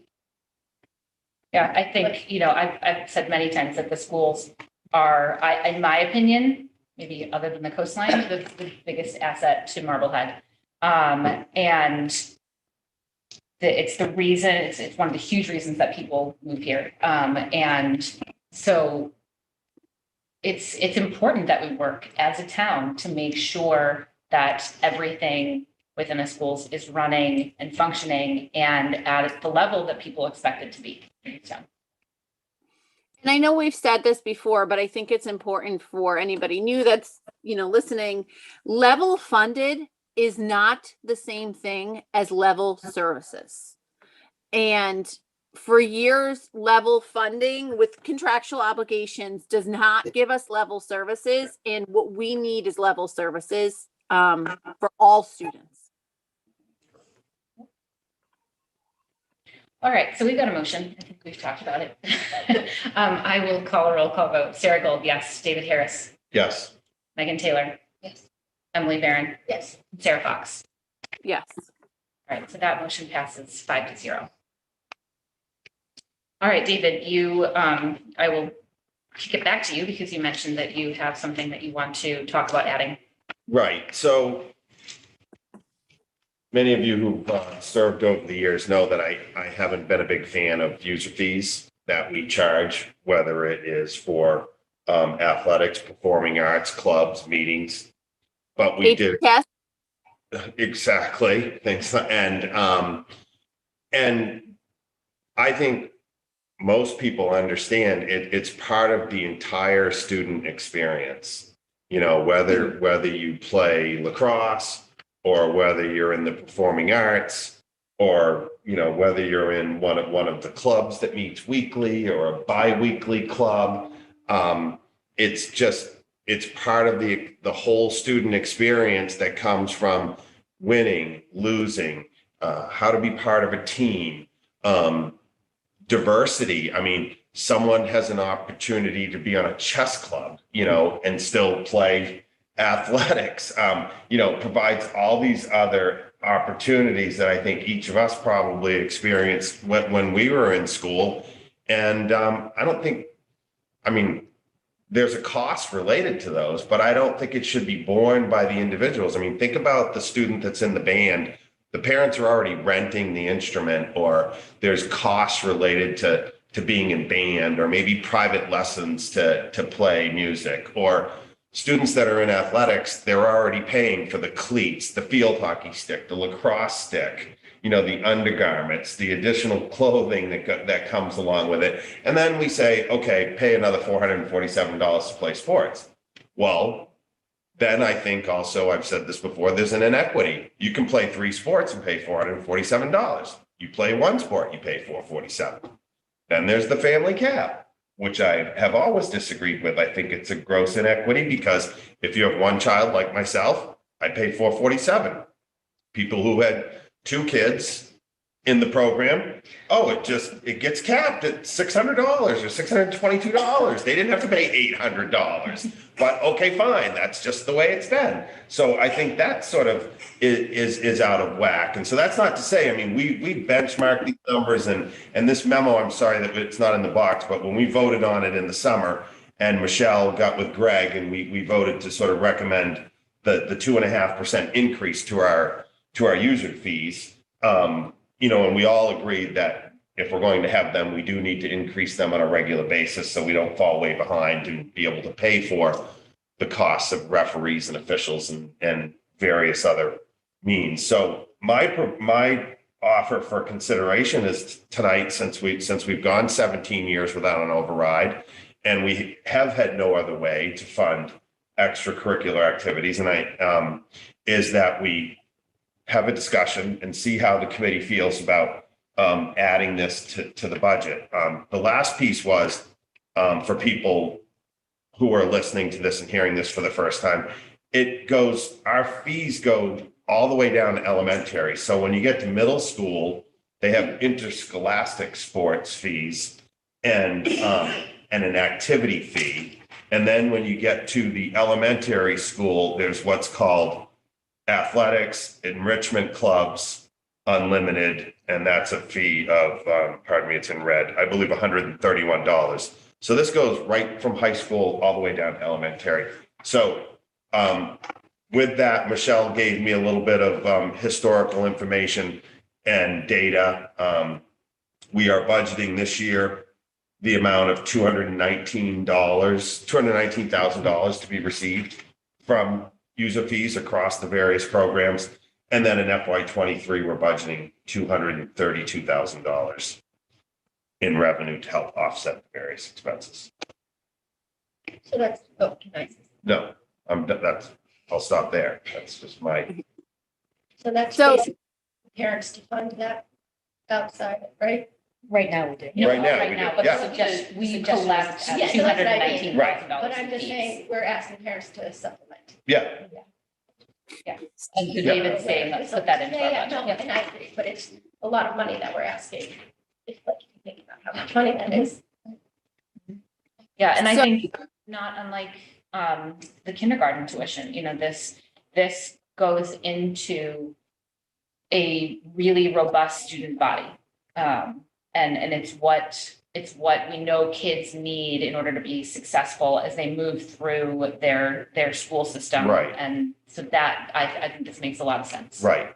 And I know that this You know, is- and there's one last thing I want to say, but I know it's one of those things that also, there's always been, if I think there's a needs-based benchmark that if, help me, what's it called?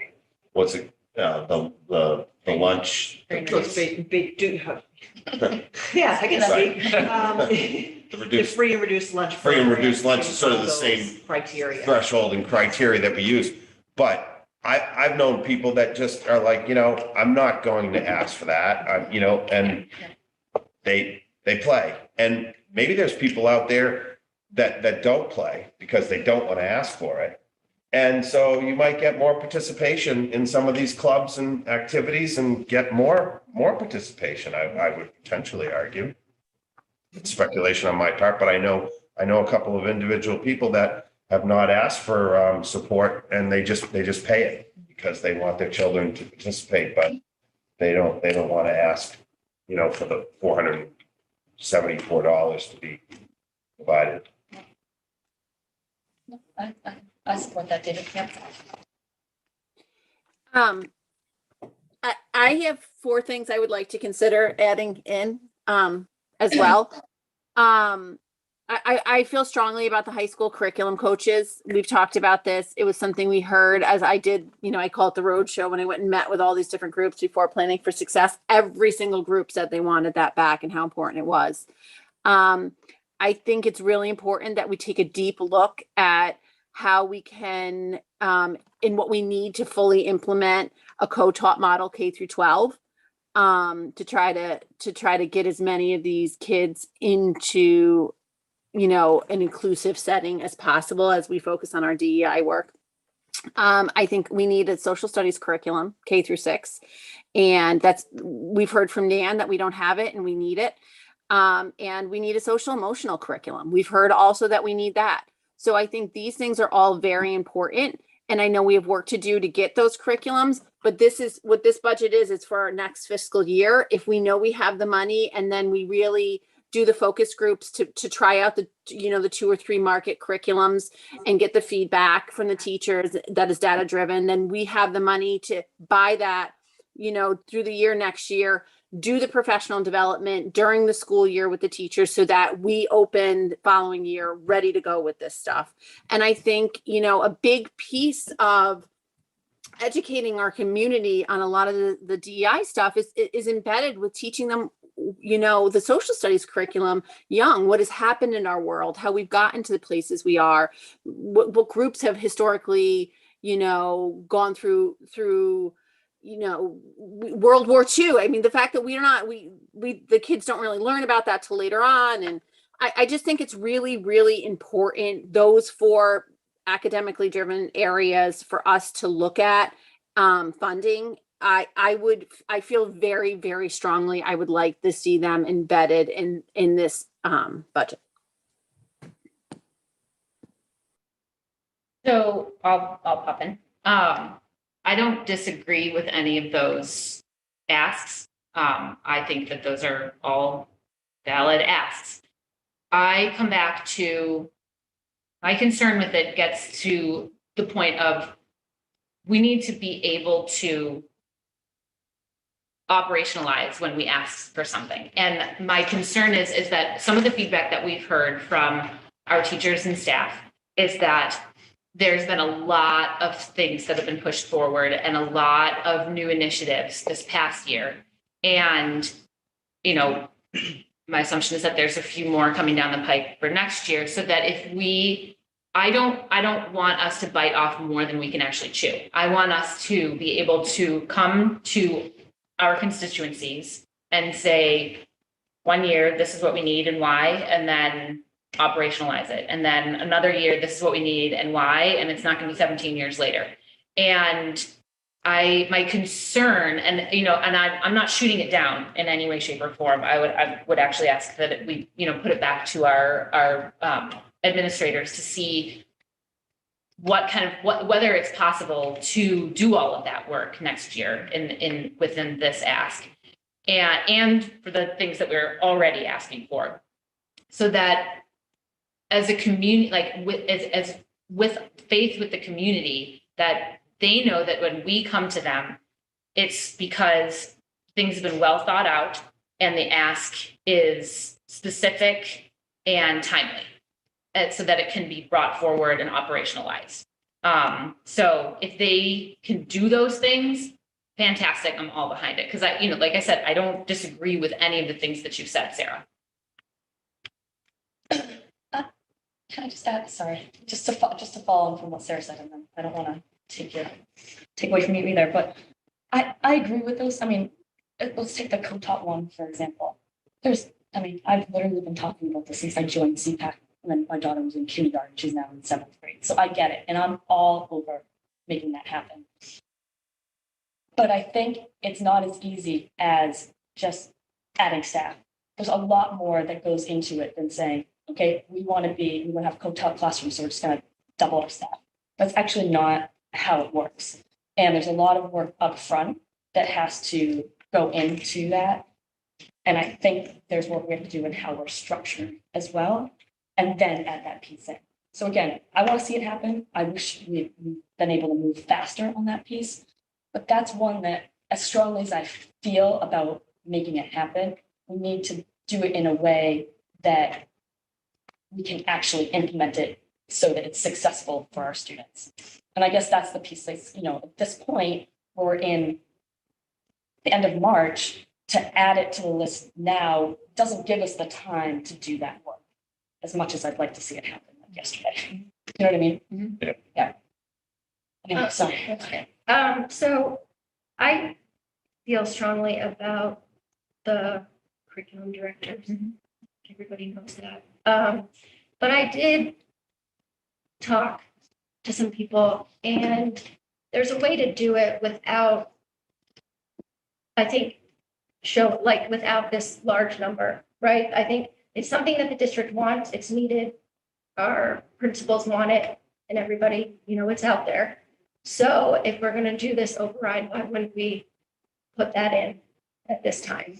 And it's something that can happen from within the school, and it doesn't have to be a full-time curriculum director that we bring in from the outside. It can be someone who's here, who's already teaching. They can still teach and then do the director role as well. So the cost is different, as long as it doesn't take away from the cost of anything else, but you're going to need some extra funds to make sure everything is so that they can take on that new role. So I think we also need to think outside of the box, right? It's not bringing in 2 new people. We can, and I know, because those were for the high school, and I know they want to start somewhere. And if we start small, we can start this program, get them in, see how it works. And then because they're going to want more. And everyone, you know, and it's going to come down through the grades. And so if we start it, I think, why wouldn't we, when we know that they can implement it? Because there are people here who are willing to do the job. They just need some money to make it work. So I do feel strongly that we relook at that, relook at how much it would cost, how we can make it, maybe talk and see who would want to do that role and how we can shuffle it out, but I think it would be a good thing for us to consider again. And that's. Yeah, I just feel strongly that as we look at new curriculums and alignment and scope and sequence, that we have the people with those particular subject matter expertise on board to drive that work. It's, you know, I gave the metaphor, I think a couple weeks ago, that when a hospital is coming up with a new heart surgery program, like they bring in the cardiology people to work on that. And it's not, you know what I mean? Like we need the math, the high school math, the people that know high school math curriculum inside and out to focus on what our scope and sequence is. And I know there's one thought that we need to do all that work and then bring them in, but I think it's so important to have these people doing the work to create that. And you know, that's one of the pieces going back to making us whole. We've had over a decade of death by 1,000 cuts or reductions to keep us level service, like not even level service, to maintain this level funded idea. And I think, you know, bringing those curriculum coaches back is a step in making us whole again. And can I just say one thing to that? And I agree, but there's two different people that said there's other models of districts who have done it this way, where you bring in someone, where you take someone who's already been here to promote them to that next level. And that is how they were suggested in the first place, that it was going to be this model. What I think you're suggesting is like what we had, where like instead of doing a full-time teaching load, they do like a half-time teaching load, and yeah. But then we have to bring someone in to backfill their teaching load. To make sure that we're not taking away from, but anyway, David. So this is where I sort of step off the train, sorry, because we haven't even heard from the superintendent. We don't have the assistant superintendent here. My ask was not about saying we need an assistant principal somewhere, we need curriculum here, we need STEAM, or we need STEM. That's why we have our paid professionals. And so I don't disagree either with what you're saying, Sarah. I mean, all of those things are valid programs that exist, are could be considered exemplary, that are up and coming, that are future needs. But I appreciate what Sarah said. You know, it's like there's only so much that an assistant superintendent can operationalize, or there's only so, you know, Dan just talked to us about, okay, we say, well, it's no big deal, the blocks, and it's going to be realigned. But now teachers are going to be having students coming into their classroom, so that, you know, the teachers sort of have a new program going on. We had sort of like the Bright initiative going on. There's different programs that are happening, you know, within the schools and time on learning. I'm sure there's going to be new social emotional things that have come out of the last couple of years. And so I have a hard time sitting here advocating for something that hasn't come directly from the administrators at the various schools And you presented it. and the principal. We are getting this directly. And they withdrew it because they're not ready for it. They're not Well, ready. Dan has been saying that we don't have a K-6 social studies curriculum, and that it is deeply problematic. What I'm saying is, if we don't have one and it's deeply problematic, then we need to purchase one, because having a K-6 formal curriculum for social studies is not exemplary. It's I would argue bare minimum. Yeah, I just think we're, well, I kind of late in the game, to be putting that on the superintendent and the assistant superintendent and kind of insisting that, hey, we're going to force this money down your throat and you better deliver this by come September 1st. And then maybe it's not the full-fledged program and it hasn't been well thought out, and there's not the time to do it. I'm not saying those programs aren't needed, Sarah. I don't disagree. It's just all I can say is that there's only so much capacity that I have in my daytime job. And so, or when you're adding new projects, you kind of have to chip away at them and prioritize. And I think that's exactly what Dr. Bucky did with his administrative staff. At least that's how it was presented. They presented their priorities of needs for an exemplary education. So I'm not opposed to it, but I have a hard time pushing money when it's not well defined at this late in the game. I think it's really, it's really hard to be in a school these past few years, and it's not normal at this point. And obviously, we continue to move closer towards normal. Another good point. But it just, I worry Yeah. about the teachers within this. Like, I totally agree that we need a social studies curriculum, and it kills me that we don't have a social studies curriculum. And there's a reason that we haven't asked for everything within the facilities assessment as well, because we can't do everything in 1 year. And so we have this prioritized list. We're going to start to chip away at it with fidelity year after year after year, so that we, the piece, like, make us whole. Like, I totally agree. I want us to be whole.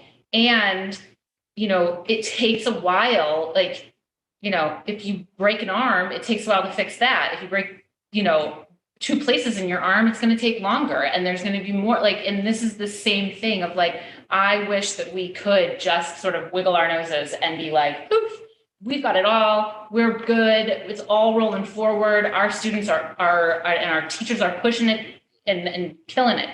And that's just not the reality. And again, it is really, really hard inside of schools right now. The kids are not back to normal, and trying to move this forward, from a social emotional perspective, I worry about that. I worry about it on the teachers. I worry about the kids' ability to do it. I just think we need to trust our professionals. And again, I agree with everything you've said, Sarah, and I want all of those things too. I just want it to be successful when it's implemented, not even the ask to be successful. And I don't want to put it out there that our teachers aren't teaching social studies, because we have an amazing group of staff, and what they're doing is they're creating the curriculum themselves. They're going out, they're writing this, they're doing it, but they're doing double the work because we're not providing them. So I don't want anybody to think our teachers aren't doing it. It's just each teacher is doing double the work to create this stuff. So, well, and I would push on that a little bit, that they've created these things and that they do them, and that's part of their stuff, and they obviously tweak them and everything. We've heard that the math curriculum, on top of, like, the other pieces that have been pushed forward, that to learn the curriculum is a whole other ask of the teachers, with a lot of PD involved. Nan has talked with us about the balancing of bringing in the PD that's available when you buy curriculum, to just allowing teachers to have time to get their hands in it and dive in and figure out how they want to put it forward to their students in the best way that they know their students. So I think, again, that's why we want a curriculum, so that it is aligned, and that is one of our goals. But at the same time, from the stuff that we've heard and know, I'll stop. So again, I guess I would ask that, given the asks, that we put it back to you, Dr. Bucky, and your team to consider and think about what's feasible and what makes sense. And then, as our next meeting is our hearing, but to sort of, just take it all into consideration and feel free to, if it's a good idea, to bring it forward.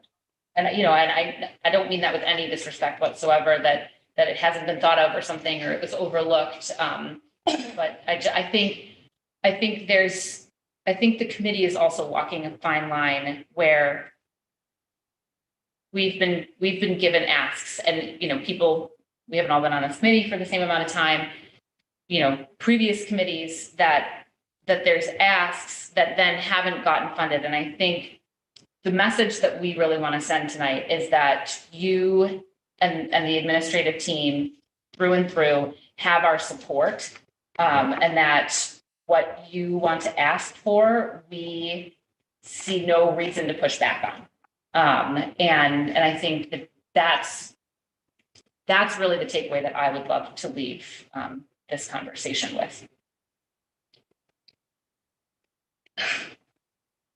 I agree with what you just said, because when I said earlier that I will advocate for what the administration has asked for.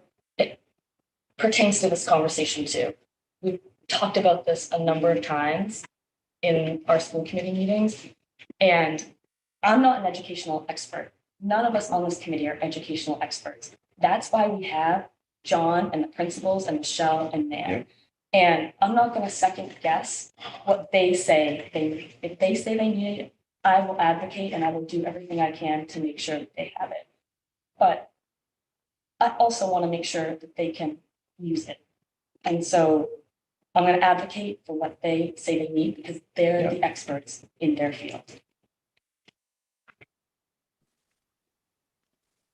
And our staff has been empowered, right, to reach out to the powers that be and let us know what they need. Has there been a whole staff forum? Yes, and I think Michelle would agree with that. The principals, when they met with us way back in the fall, said that they empowered their faculty to put forward requests. They empowered their team leaders, or what I would call department heads, to put forward the needs-based budget that we presented. And then they had that opportunity to share that with school committee in the workshop format.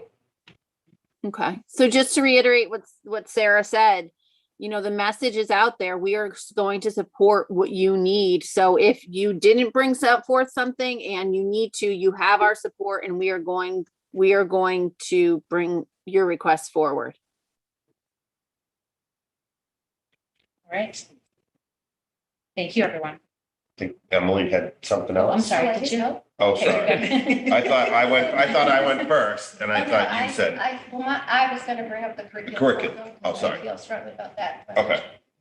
I do think that through the chair, Absolutely. I do think that conversation nuance this evening, that if I'm hearing Emily correctly, that the curriculum coordinators are important, and through your research that there is a model, there are various models, and I think that's why we were holding off, because finding the right model, but maybe an incremental step toward that end is funding a portion Yeah. of that for And next that's year, what- if I'm yes, hearing you That's correctly. exactly. Take that back to the leadership. All right, And wonderful. no, I didn't mean to disrespect. I stepping on any toes or anything. I just, like I needed some more information, that's all. We all have healthy working relationships here, so. We're up. I hear that. All right, that will move us to our schedules. So those were all in the folder. So I will ask for a motion to approve the identified schedules of bills totaling $461,629.53. Megan moved, Second. David second.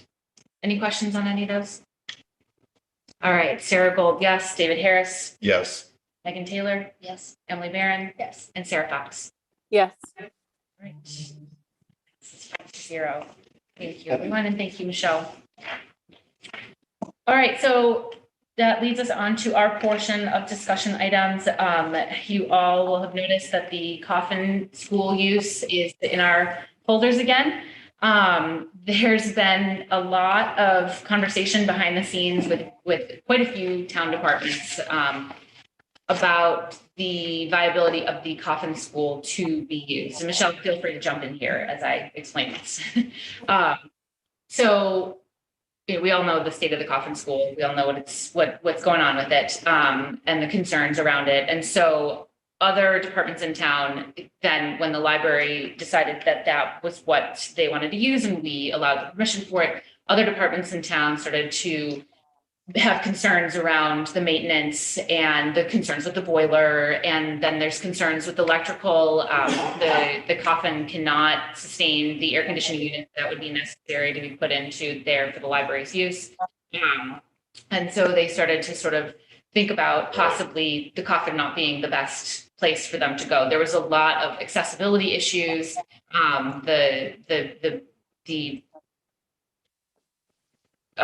Like construction pieces that would have to go on for the Coffin to be able to be handicap accessible and usable to the public, to all public, started to really sort of set in. So the Evelyn came as a discussion point and seems to be a better fit. So in your folders, you have a revised memorandum of understanding that has taken out all of the Coffin School and replaced it with the Evelyn School. We were, and also in talks with Park and Rec, because Park and Rec has been using the Evelyn space to run some of their programming, and they seem to be on board with the library. The conversations and ironing out all of those details are still ongoing. And you'll see similar to or exact same as the old MOU, the dates are not put in there yet so that everything can sort of be worked out. And that no holdup occurs from us then having to pass it sort of after those details have been worked out. So Michelle, did I miss anything in there? No, I think you've got it all. All right. Through the chair. Yes. I think it's just as simple as switching Coffin and Evelyn and ironing out the details. The vote that you're taking is, are you opposed to the library using Evelyn? Right. Because our original motion, our original motion specifically stated Coffin School. So that's why we had to bring it back to everybody for additional approval. Should we make the motion to reflect that we're giving approval for that, to them to work out the details to use Coffin or Evelyn, just so if this goes back and forth, we don't keep coming back and forth? They have permission to go to either? Yeah, Dr. Bucky? There is no way they're going to Coffin. Yeah, they're not going to go to Coffin. Yeah, I would actually suggest that you rescind the motion Okay. for Coffin and replace it with Evelyn. Okay. If that's what the intention of the. So I will ask for a motion, Michelle, correct this as I'm saying if it's incorrect. I will ask for a motion to rescind the memorandum of understanding for the library to use the Coffin School and approve the library MOU for the Evelyn School. Yes. So Megan moved. Second. Emily second. All right, any? So you mentioned Park and Rec. I do understand. I mean, that obviously there is a flat gymnasium there and it's indoors and there were some programs that can be held there, and Coffin doesn't offer that same kind of opportunity. So hopefully we have been, we're not pulling a rug out from underneath them, but granted, we'd have to have some but they're good. They're good, yeah. The building commissioner has talked with Jamie from the Recs, and Dr. Bucky and Michelle have been in contact with her as well. And so what happens now? We have prolonged the existence of Evelyn, which I'm in favor of supporting Abbott Library, and here we are. We don't know what's going to happen to Coffin. Okay, I mean, I was kind of thinking, okay, maybe if the libraries were in Coffin for a couple of years, now we'd start talking about Evelyn, and is there some future decisions to be made at Evelyn? So now I think we have both of them in play because it's going to be so difficult. But okay, I mean, how can we not support the library? They need a place to go, and I can certainly see, one level floor, level entry, no, limited stairs, not the configuration that exists at Coffin, the infrastructure that goes along with it, temporary air conditioning to maybe put in through windows. And I can hear all of that right now. It'd be so much of an easier structure to probably maintain than it would be a Coffin. So I'm in favor of moving forward with that vote. Anybody else have anything? All right, Sarah Gold, yes. David Harris, Yes. Megan Taylor, Emily Barron, yes. And Sarah Fox. Yes. Great. Thank you, everyone. And I'm sure the library is grateful as well. And they were a little worried that we might need to hold this off until the 7th. So I appreciate everyone's willingness to move it along. All right, so that moves us to the hiring search committee discussion. Wait, so do we not need that motion to use that? We did it. It was all. It was all in the same. We rescind rescinded, Coffin, and- and- Okay, my bad, I missed that piece. Sorry. Thank Getting you. late, making sure. The hiring search committee discussion. So we've got a few different search committees that are going forward. We've got the Brown School, we've got the Metco director, and we've got the food service director. I've talked with Dr. Bucky and Mr. Bauer about the assistant principal search. There's a little bit of mixed precedence on it. I believe when the assistant principal was hired at the Vets, we did have someone on there. We did have a representative from the school committee, but then when the assistant principal was hired at Village, we did not. And in thinking about it, you can correct me if I'm wrong, I think part of the reasoning around the Vets representative was because there had been so much change in the district and sort of a little bit more institutionalized knowledge. Because in reality, we have absolutely no jurisdiction over that position in any way, shape, or form with assistant principal. So, I think you guys can override me, absolutely, but I think just in sort of choosing to be consistent one way or the other, I think not moving into assistant principal searches is what I'm suggesting. I agree. But then these other higher up administrative roles that we would have someone on there. So Food services, Brown School, Metco. yes, correct. Yep. So I know, Sarah, you had reached out to me and expressed interest in Brown. I know in previous conversations, some of us have expressed a concern over conflict of interest with having kids in the school where you would be sitting on the search committee. So I'll put that out for discussion. So I'm going to pause everybody right there. I don't think we can bring familiar status into this discussion at all and stay appropriate. Stay appropriate? What? We can't vote on someone dependent on their status as a family, like with their family. That you can't do that. Conflict of interest. Yeah. The town does it all the time. So I was elected as a mother of 5, a mother of 6. So this committee is saying, as I have children through, if I were to have children in all buildings, because I have so many children, I have a problem with where this conversation's going. So I'll just give one example that I hear in town all the time. Back in the day, Harry Christensen is an example. When his son became a police officer, he recused himself. And then if there were issues related to the police department, Harry would have to recuse himself depending on what the situations were. So that's all I'm saying. That's, I think, all we're saying is like, you'd have to, so there are some issues there, Sarah. We're not talking about, so family does come into play. And when who was it that was on the school committee 4 or 5 years ago? Jackie Bell. Kate Lipsitz would recuse herself all the time about voting on invoices because there was somebody in the district. So I think that's all we're saying there, Sarah. I'm not. And I'll put forward, I actually am not able to sit. I think I'm not able to serve on the food service because one of my friends has applied. So I think that would be highly. Well, no, definitely. If a family member were applying to the position, that most certainly is. But having children in the district, I feel like you're discriminating against me because I have several children. I'll be honest. I think it's inappropriate, and I'm deeply troubled that this is a talking point.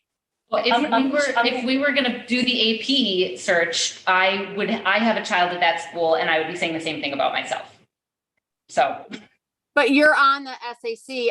I've been on this SAC since 2015. Right. I've thought it over. I see the pluses and minuses, and so that's why I'm opening it up. I'm not just saying like flat out, no, we're not doing this. I'm not saying no either. I think it's very hard to go into that situation and not wear both school committee and parent. And that's not our role in these searches, right? That's why we've got 2 or 3 parent representatives. So same thing, like we're looking for the village principal. If I want to be on it, then I would put my name in as a parent rep because I feel strongly about being involved as a perspective. So that's where I'm coming from. Like, I do think it's very difficult not to wear both hats. And that's the goal in this search. Our role is purely the school committee member.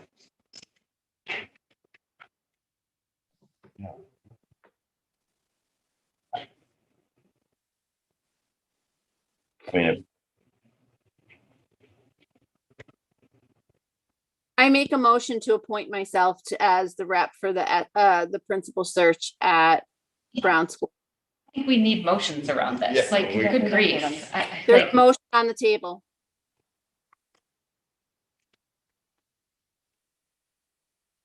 all right, it feels good to get a second. So Okay, I don't think we need motions. I'm gonna change the conversation. Sarah, I think you should be our school committee rep for the Brown business. That's my recommendation.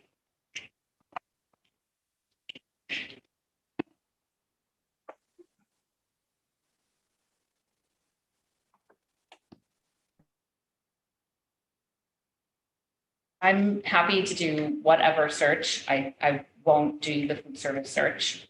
Happy to not do a search. Same as I've said every time this has come up for like the last many searches.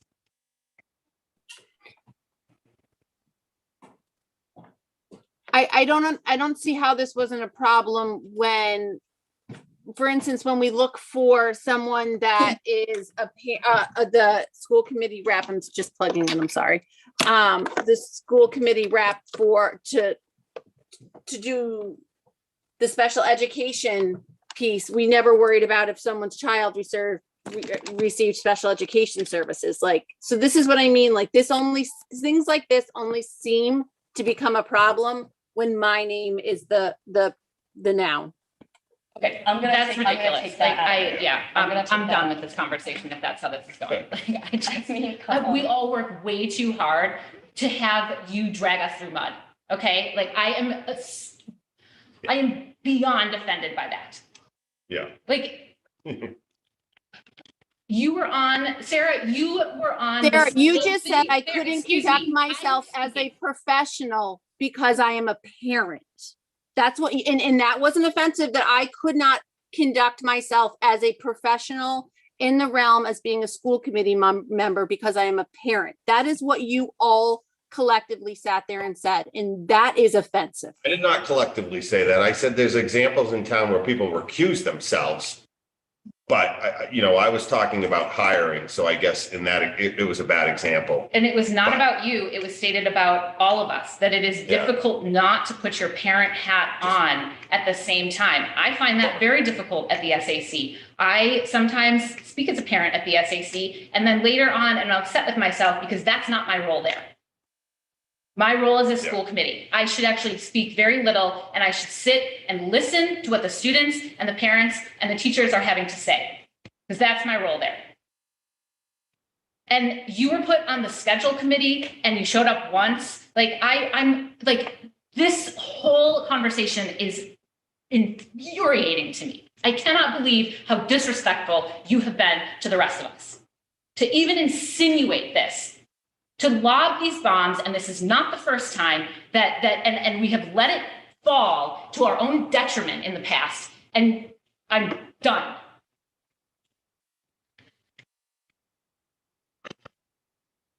Yep. I agree. I think it's a pretty serious accusation to say we're discriminating against you, Sarah. This is no different than last year when it was stated that me and Megan and Emily prioritized our third graders to get them back in. Like, it just happens time after time, over and over. And we sit there and we're like, oh, we're not going to make a fight. We're not going to cause a scene. No, done. I will not be accused of that kind of nonsense. I spend too much of my time, too much of my effort, too much of all of it to be dragged through the mud like that. It is disrespectful and hurtful and completely untrue.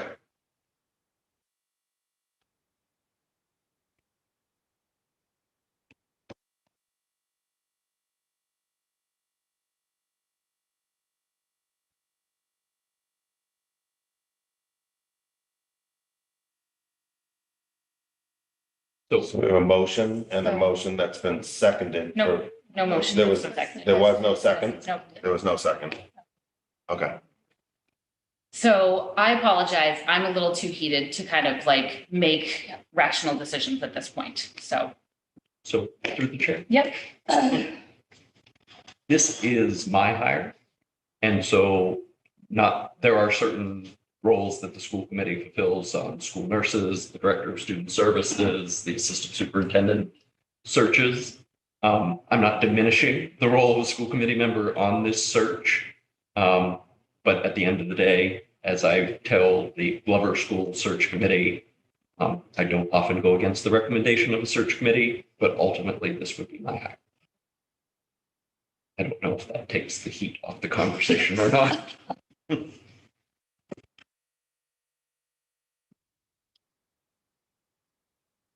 I have to defer to the vice chair on this. I really do. So I'm sorry. I'm sorry to put you in that position. Okay. This is, We can table this as well. well, we can't really because we want to get the ground search underway. Yes, sir. So this is my recommendation. I recommend that Sarah is our school committee rep on the Brown principal search. I recommend that Sarah is our school committee rep on food service. And I would recommend either Emily or I on the Met coaches. So Emily, if you want to do it, that's fine. That's my recommendation. So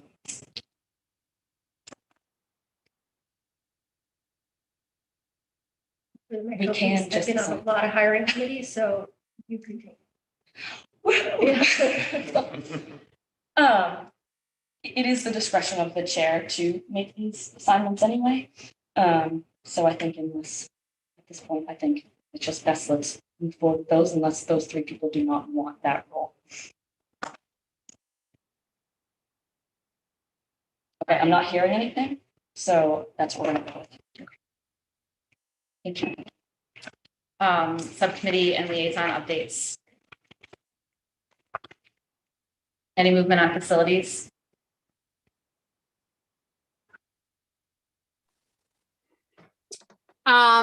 Michelle was going to get back to us when we're ready, when we have finalized numbers from the town on that, so that we can move forward on that piece. Any work done on buildings and properties? No, not in the last 2 weeks. Okay, I will ask for that once again to happen.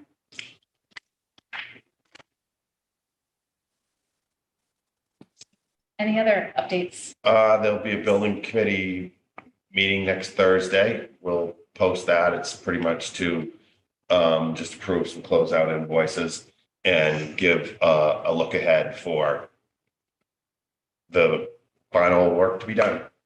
It'll be short and sweet, but it'll be on Zoom and posted next week. All right, great. Any new business? I will just remind everyone that we've got our budget hearing in 2 weeks, and that it will be so that there are no hiccups with any kind of technology. It will be fully on Zoom, not in person at all. 3 weeks. No, two, on the 31st. The 31st. Yep, our next regular meeting is 3 weeks from tonight. Oh, pardon me. Okay, right. 33. Add Okay. new business. Yeah. Can we, going off what Monique said in her public comment, can we put the METCO director as an agenda item? I think we need to look at our, like, I don't know what the steps are to take, but look at us as a district and figure out why this is happening. I don't know. And maybe have her come or have, we need some advice from people, maybe have students come and talk to us. Just so when we go into these hirings, we have more of an idea of what's going on, what they need, what they want. I don't know, just put it on so we can just talk about it.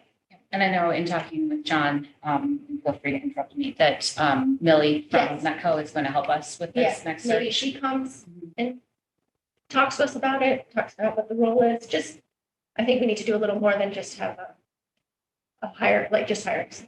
Mhm, absolutely. And I know we had talked in the past, as Megan has noted, about putting a non-voting Metco parent Oh, yes. liaison to Oh. the school committee. Can we So, bring that yeah, up too? we'll put that and on do as both well. those things? Yeah, that'd be great. Yeah, Megan reminded me of that the other day, and so it's officially on my and Lisa's Okay, perfect. list. Yes, I think that's a really good point, Emily, because, as Monique noted, and Cindy, that there has been turnover. Yeah. Regular turnover. And so I think this is an opportunity for us to look at, maybe there's something, we could be doing better there to make sure that they're supported.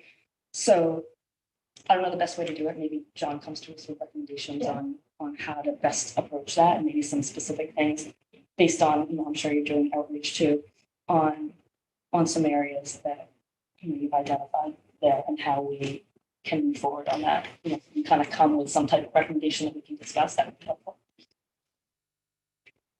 All right. There was no correspondence, so I will adjourn us at 9:16. Thank you, everyone.